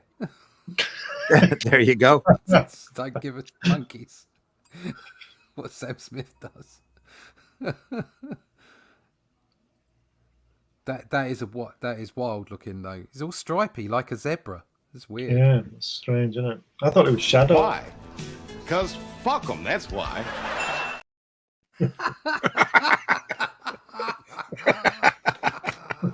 Yep. Yeah. That's the I one. thought his stripes were shadows to start with, Oh, but yeah. clearly they're not. Yeah. That Just was legging. Yeah. I was wondering where the Ditko blinds were to give that kind of shadow effect, but obviously I was wrong. Har har har. And then like very odd. And then that last face once again. You look down at the last panel. That's Abraham That way he's Lincoln. gripping the sword and his face, the bearded guy's face. That's brilliant. There's something of Cubit in that. Do you know what I mean? It's the way the teeth are gritting, the dimple on the lips. That's really cool, and the just the right amount of lines on the fist around the hilt of the sword. There's just flashes of brilliance in this, but there's no consistency. A maid of mine made Sam Smith's stage props. LOL. Oi oi oi oi Oi, oi. Well, Oi, oi. I hope he didn't. Oh, sorry. Hope he That's didn't not ask an for L. him back. Yeah. He made Oh, an dear. 80 feet non-binary human. Oh, kill. Yeah, right. That's nice. for him. 80, yeah, 9. Yeah, great. Oi, oi. Oi oi. Colored gold. Oh, Well, of course it is. That'll be his favourite colour. Exactly.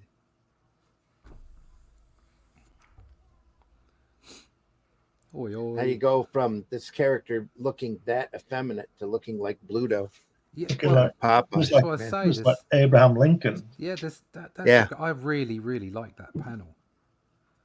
Yeah, that's here. Yeah, that's magic. Yeah, the ELRIC in the panel looks like it's been drawn by somebody else. Yeah, again, it's this the consistency just isn't there. But Look at the way the guy's standing above that panel. yeah, it looks like he's pooped himself. No, the guy. Yeah. The Well, he's got the length, diaper. full length one. Yeah. Yeah, he's letting one out. Oh, that's better. I hope they didn't notice. Eldrick, a real stinker. That's why they're all laughing. It's like, who dropped one?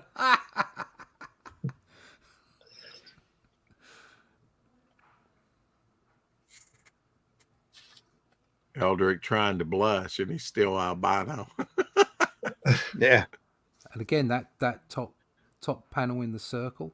There's just that face. I like that. just That's Kubert right there. Yeah, Very that's much so. Cuba. Yeah. Yeah, if I did Eldrick, I would have Conan or Cole or some strong male character show up and split him in half. There's your male testosterone. Deal with it. I like this Elric better than the Barry Windsor Smith Elric in Conan 15 and 16, where he looks like a garden gnome. Garden Gnome. Yeah. He was in 16. Wasn't it 15, 16? Somewhere in there. I'm checking it. I'm checking it now. There's a 2-part Elric story there. I have that issue. Tree Goblin says Barry can make anything from polystyrene. That's There you go. Yeah. Which in and of itself is incredibly impressive. Yeah, never mind the pollution and the climate. Use that polystyrene. Oh yeah. Sam Smith don't care about that.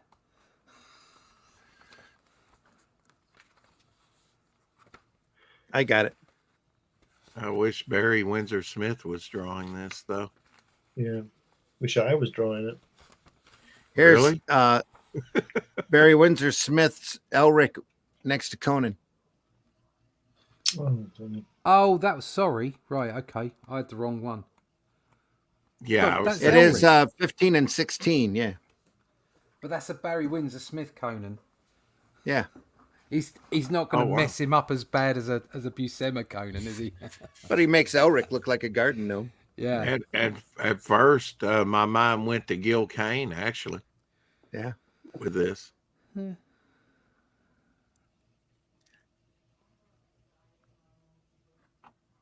But anyway. Bazza.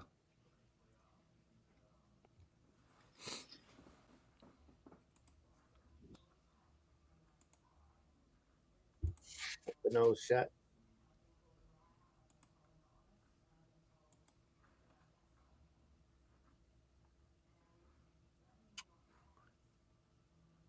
Have a blade. I used to swear by Michael Moorcock books. He loved this kind of stuff. I remember him buying this from Odyssey 7. But, Yeah, I say I got halfway through and it's hard work. I've got the ELRIC run. I just have never read it. It's hard work. But I did read his Behold the Man and went right through it like it was nothing. It was a really good story. Look at that. But Elric no longer hears his bald-headed allies' words. You can't put that.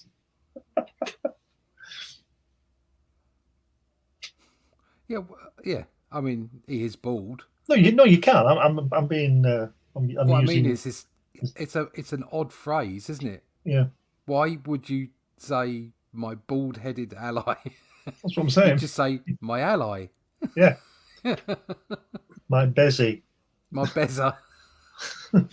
Look at the rendering on the previous page of that. The side view of the guy at the bottom. From another mother. Yeah. Look at the line on the leg and the arm. It's just not there, is it? It's you see, that's bonkers. Yeah.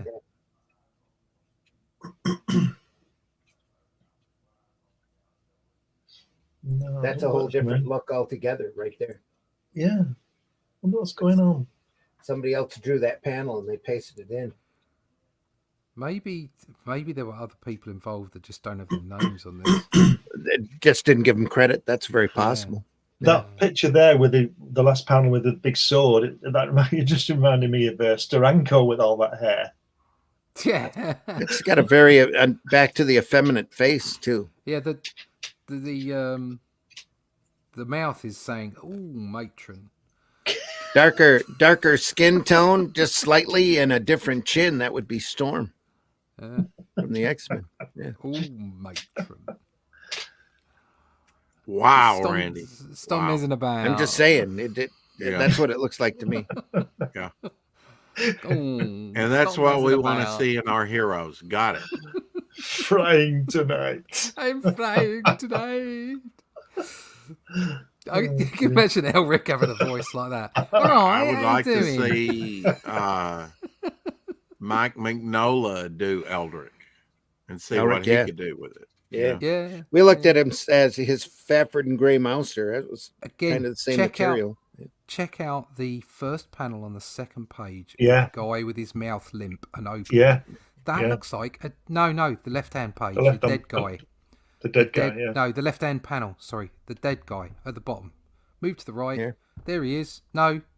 The dead guy. The right-hand page, first panel. That one. That's the one. No, there you go. It's floppy. Yes, look, floppy tongue, floppy jaw. That doesn't look like it's drawn by the same person. That looks like Gil Kane.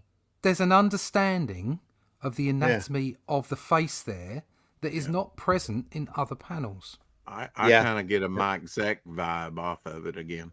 I think there are more artists involved in this book than are being credited.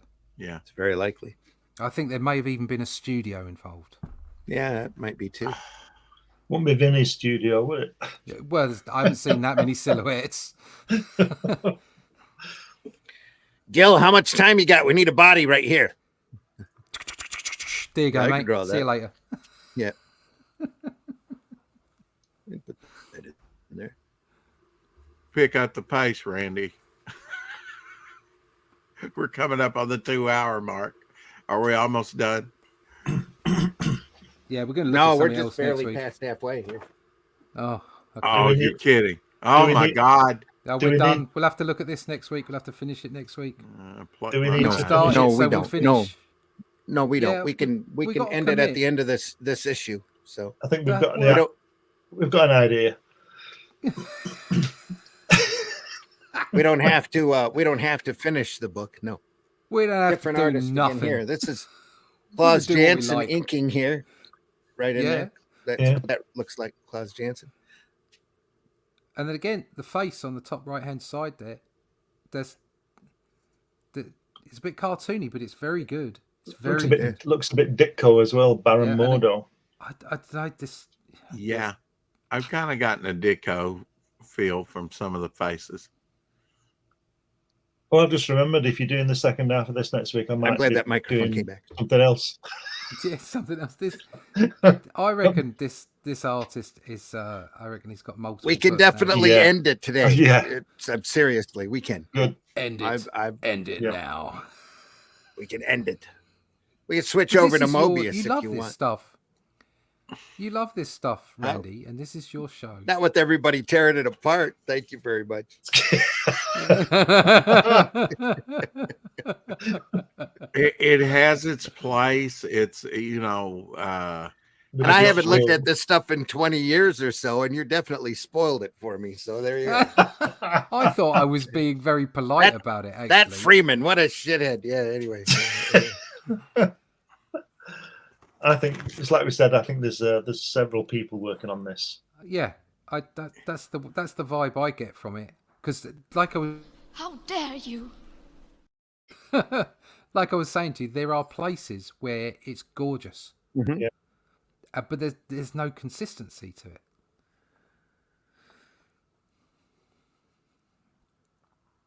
I can understand though, like you've got to remember as well. It's like. If this is the first time you've seen this and you're a fan of this kind of stuff, I would have bought it, I would imagine. It's easy in hindsight to look at anybody's work and go, oh, well, look at that. That's a bit weird, or that doesn't work. It's like, they put it together. They put out the product. That deserves its own respect. I think it holds up. I don't think this is like, when you see like a 60s movie, that the pacing's going to be different. And the modern audience tends to project onto, you really almost have to displace yourself out of 2024 and go back to 1960. You cannot, everything's going to be different. But now I think this holds up just pretty much how they laid it down. The techniques of printing may have changed. Yeah, we may be able to do more in digital coloring. Maybe that's what this needs more than anything, is a modern interpretation of the color to help it. No, I don't agree with that. The color didn't bother me. I honestly, as we've sat here and given it a good solid critique. I would still pick this up because there are enough times when you go, oh, look at that, what a lovely page, as against some of the pages that are a bit squiffy. And like I say, I'm pretty sure that there are other people involved in this, but the colours are the things that is, sometimes they can be a bit bright and a bit garish, but like I say, I think it's got a 70s vibe to it, like the Rad was saying, or was it Rad or Tree was saying that it's like a cover of an old album cover from the 70s, and I think that's given it its own kind of persona. It gives it its own feel. You wouldn't get anybody making this now. It just wouldn't look like this now. And there's something cool about that. But like I say, there's places you can look at faces, and I mean that face on the left hand side there, that looks a bit Cubert as well, or even something straight out of the the one that's in with the white, that one, that looks like something out of Flash Gordon. Floating head, by the way. Yeah. Well, it looks more Gilbert to me, and then you go down to the bottom panel, that looks more like Freeman. Is that the same person? No, P. Craig Russell. Yeah, I mean that they are supposed to be the same person, and that's where the consistency issue is, because you've got that panel on the left, then the panel in the middle where he's coloured blue in shade, and then the panel below, and they don't necessarily come off as the same person. That's what I'm saying. The inconsistency of the character designs, the coloring is a mishmash. I do think the coloring in this book is a huge step up from the previous ELRIC book that we were looking at, though. Yeah, it is. Yeah. But again, there's more consistent. It's like I was saying, the color is the thing that least jumps at me, because it has actually got more consistency to it. Yeah. Through the book. Whereas the previous book, because the team was constantly changing up, it was weird. I'll tell you something I've noticed. You can't draw ears. Can't draw ears. Everybody's got long hair in this anyway. This looks different again. Look at that right-hand page. Yeah. The way it's shaded. It's like Gene Colan, doesn't it? Yeah. That's the start like of the that. next issue too, and the like the credits are the same. I like that. That grabs me from the very beginning. Layouts, pencils, something else. But the end of that, there's layouts, rough pencils, and adaptation by Michael T. Gilbert. Yeah, finished art by Freeman. Is that good though? I mean, here's the climax of the story on the left. The last page should really say something, and yet when you put it together with this start of the next story, that's much more interesting than the climax page from the previous issue.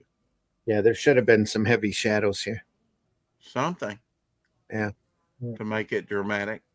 I mean, instead of bright light through somebody's legs. Yeah. That's the climax of the story. It should be interesting, and yet you jump over to the next story. Yep. Which I think is much more visually interesting. Better ears. That'd have done it. I think we're past that. We're past that 2-hour mark, so we'll just breeze through this really fast and Randy's admire turning what's into there. a pumpkin as we speak. I am. This is definitely different artist now. Yeah, look at that. Look at that center panel there, the top left, with that guy and the girl. Mm-hmm. There's a team working on this. Yeah, definitely. Different face there. I'm trying to. But it's like some of this reminds me. It's like somebody's got 20 pages of rough layouts. Just they've given 5 pages to, or every other page to a different person. Could very well be, but nobody's getting credit other than Freeman and Gilbert. Yeah. So. Okay, that's kind of disingenuous, if indeed that's what happened. Well, there were still studios and apprentices back then too. So. Right. Look at the way he's drawn that ear there on the bottom right, Glenn. Yeah. Different to the way he was drawing ears earlier. Yeah. It's odd. It is odd. I quite kind of like that spread though. You know, I like that. What I like most about this stuff is the shorthand, the brevity of line, in a way. But that only takes me so far. Back to more of a Russell look here. Yeah. Yeah. You know, like the outline of the horse's legs. Yeah. Effective. I'm gonna have to have another lemon puff. I'm more interested in your limited puff than I am. That is a nice bottom panel, though. Both of those. Yeah. Luke, I am your father. Very operatic. Overhead chunk, clunk. Chunk. Yeah. Adventures on the high seas. Ming the Merciless here. Ming the Merciless, yeah. Special guest appearance. Ming. I am doomed. Is that his name, or does it mean he's going to die? I am doomed. What a great visual creature in the background on those two panels, and yet it's just kind of lost. Yeah. The design, there's no criticism. On the design, but yeah, it just could be so much more. Man, maybe because it was studio, but this is supposed to be Gilbert, right? Gilbert doing roughs and Freeman doing finishes. Yes. Okay. I'm gonna have to go get a old Kirby Fantastic Four or something for a palate cleanser. Either that or a lemon puff. That's that next. Lemon puff. Next week we'll look at some Mobius, but that'll be a good change from this. First Sorry, comics. we're so sorry to have been so harsh on something that you loved, Randy. It's okay. Can I see the back of the cover? Can I see the back of it? All right, man. There you are. Oh, yeah. Boom. There's some writing. That's a nice page. Wow. Artistic value What a right waste. Oh, was What that a published by waste. First? Yep.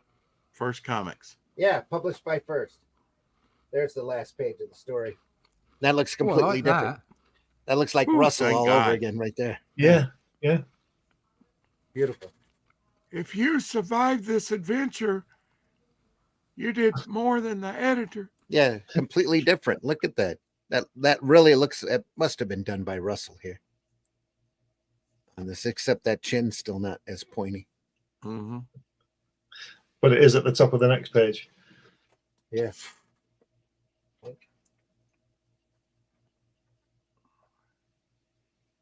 Yeah, now I'm going to have to go back and look at the Russell's Killraven stuff and see if it's as inconsistent.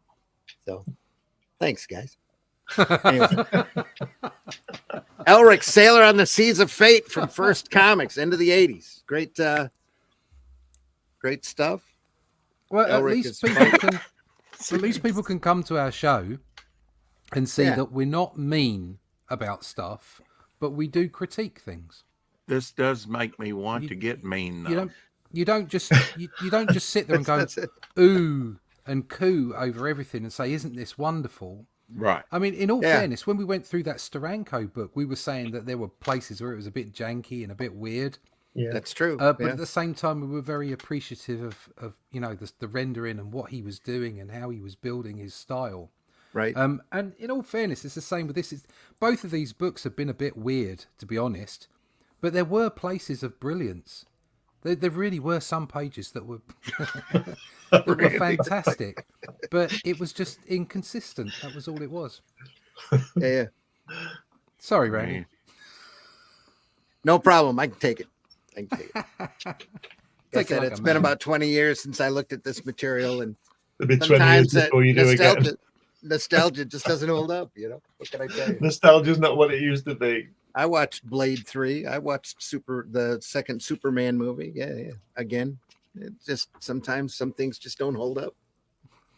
I wouldn't say that about this. I think it holds up just fine for what it was. Yeah, it's a nice, unique look.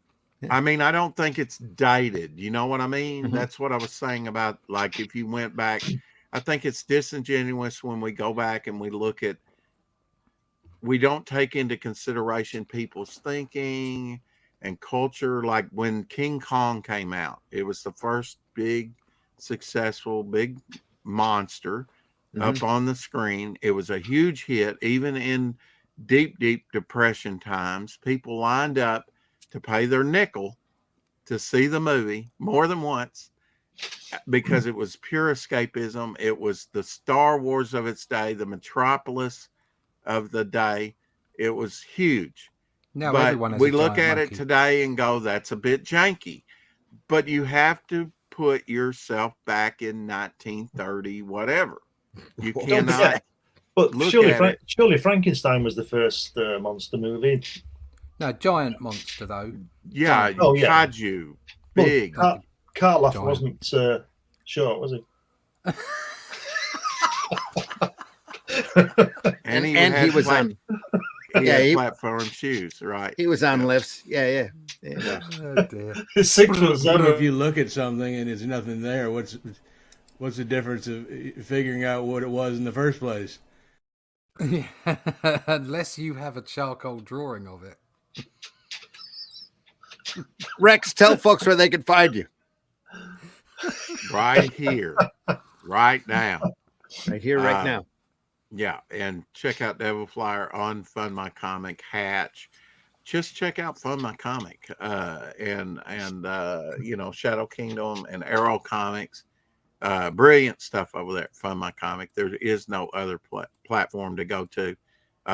Let's make it the number one platform out there. fundmycomic.com, folks. Russ, tell folks where they can find you. You can find me at russleach.com. There you go. You can pick up, we've got 24, 48 hours left, 24 maybe.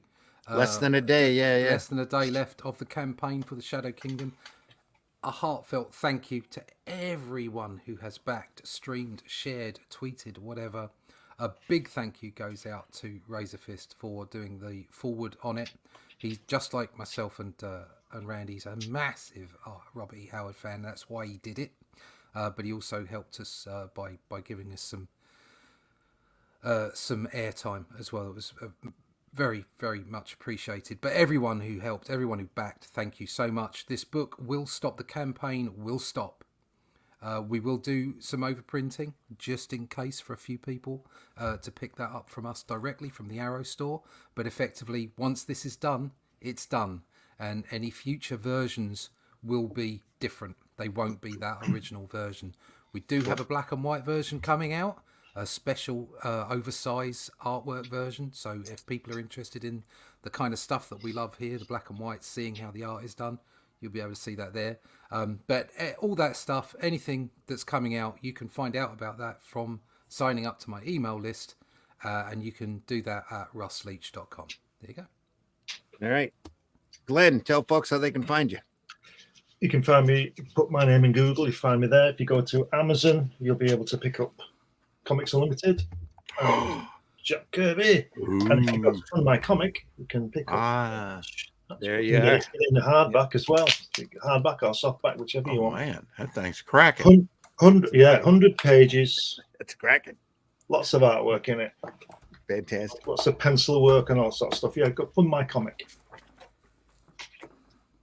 Excellent. And he said as he's trying to pull this tripod up. Here we are. Folks, I've been your host, Randy Zimmerman. You can find me over at arrowcomics.store. You can find me over at fundmycomic.com as well. Shadow Kingdom there. The Fool is also still up and available for purchase over at Fund My Comic as well. And both of those products I can't recommend highly enough. But the Shadow Kingdom will be done at 10 a.m. Tomorrow morning. So a little over 24 hours yet. Don't miss out. You're going to want this print run. The next one, the black and white one that Russ is talking about, will be an artisan edition, oversized and hardback. So if you want to, this is going to be, if you don't have a lot of money, this is your best way to get this story. So you can see artwork. Please like get in. There we go. There you go. Like that. You can see the originals in their glory. There you go. There you are. Now, you didn't do any stretch goals, did you? No. Well, we had the first 50 gets a print. Yeah, so, the first 50 got a signed and numbered print. So we're going to do 50 prints, and they're all going to be numbered and signed by me and Randy. And or at least the ones that go all the way over to America will be signed by me and Randy. If they're over here and they go to UK or Europe, they'll just be signed by me. Will you send a lemon puff? No, because you know what border force are like in America. Customs. Customs never will get it come passed. after me for They'll every hit you lemon up puff with I the send. VAT tax. By the time we did get it, it'd probably be moldy anyway. Yeah, moldy lemon puffs are not fun. You know, they just puff.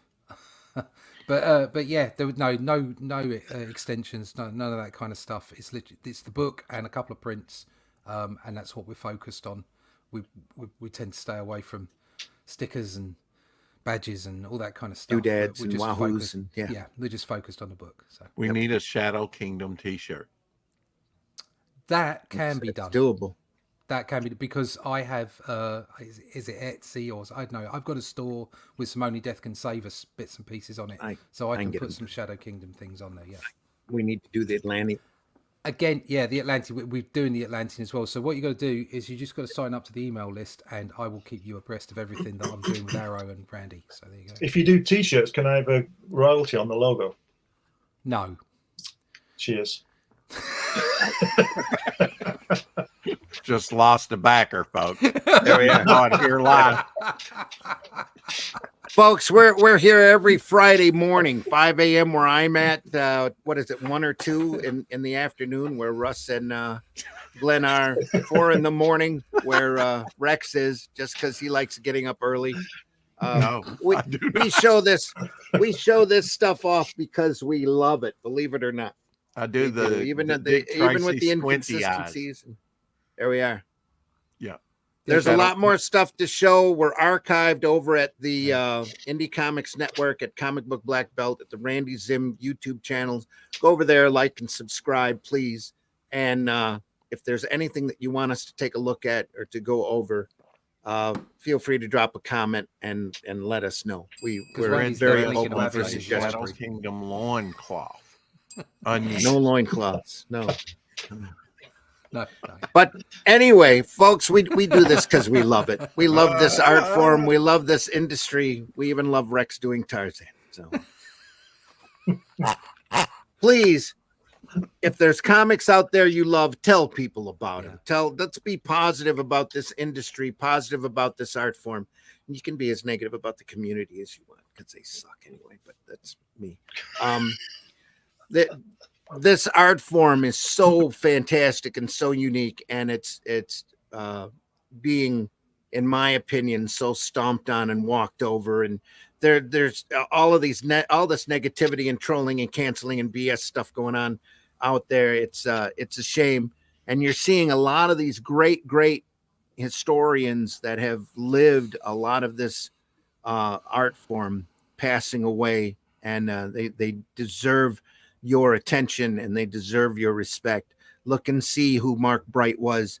Look and see who Trina Robbins was. Look and even see who Bob Bierbaum was, and their positions here in comics history, and enjoy this art form for what it's meant to be, and that's a form of entertainment and escapism instead of negativity and trolling. So I can't stress that enough. Leave this industry in better shape than what you found it. We deeply appreciate you being here today. We know the majority of our viewers are after the fact, and we love that being archived over there. If you find us, when you watch us, if you enjoy this program, hit that like button. Any type of interaction, even the thumbs down button, if you have to. Any kind of interaction helps our algorithms. So we appreciate that very much. Make sure you look at the other programming on Indie Comics Network as well, because there's a wide variety of programming here. We'll be back Sunday morning at 9 a.m. with a great look at what the heck did we look at? Wallywood. DR and Quinch. DR and Quinch. This Sunday, great fun stuff. Next Sunday will be Wallywood. Yeah. Well, next Friday here, maybe some Mobius. I don't know. Told you Glenn was in the future. We'll get it. Yeah, we're all in the future. I am, yeah. Folks, if you get a chance, I'm going to be person. at the Grand Rapids Con in Kalamazoo today, Saturday, and Sunday. If you stop by and say that you watched us on this program, I'll give you an Arrow comic for free. So, and that's like a $5 value. So swing by. Maybe even an Only Death Can Save Us by Russ. So swing by my table. My panel is at 345 room C. In the main hall, where we'll be talking about 40 years of self-publishing. You don't want to miss that. I hope somebody shows up for that panel. We'll see. Folks, love you all. Thanks for watching. Deeply appreciate you being here. Thanks everybody for stopping by, and we'll see everybody soon. Is there another comment here? I'm gonna go do some cocaine. Shadow Kingdom loincloth. Okay, red I don't dress. know if there's enough room to put a decent enough logo on a loincloth for you, though, Sugar. So yeah, probably not. Good if you get Sam Smith to wear a. Yeah, he already does. Call the loincloth the total package. Yeah, this like full big belly and. Ugh. Can you hammer a 6-inch spike through a board with your penis? Not right now. A girl's got to have her standard. She does. Standard. Folks, take care. That's it done, yeah. Time here on Comics by Night. That's not the one I wanted to do.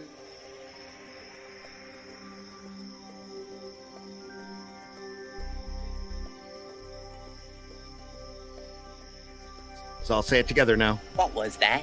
What was that? This is not a charade. Charade. We need total concentration. Concentration. Now, once again, this time, with theory. Some men just want to watch the world burn. Can't nobody tell me nothing. How dare you? Get off my lawn.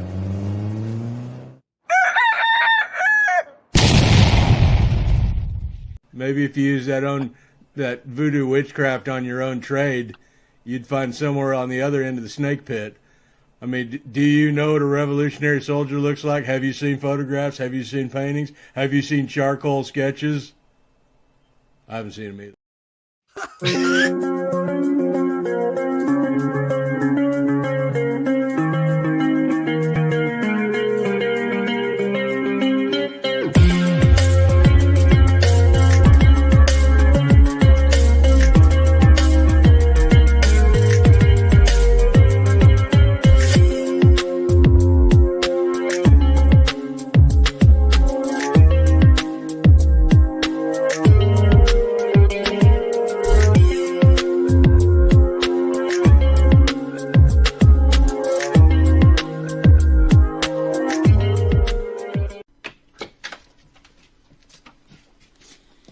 Bye, Jack.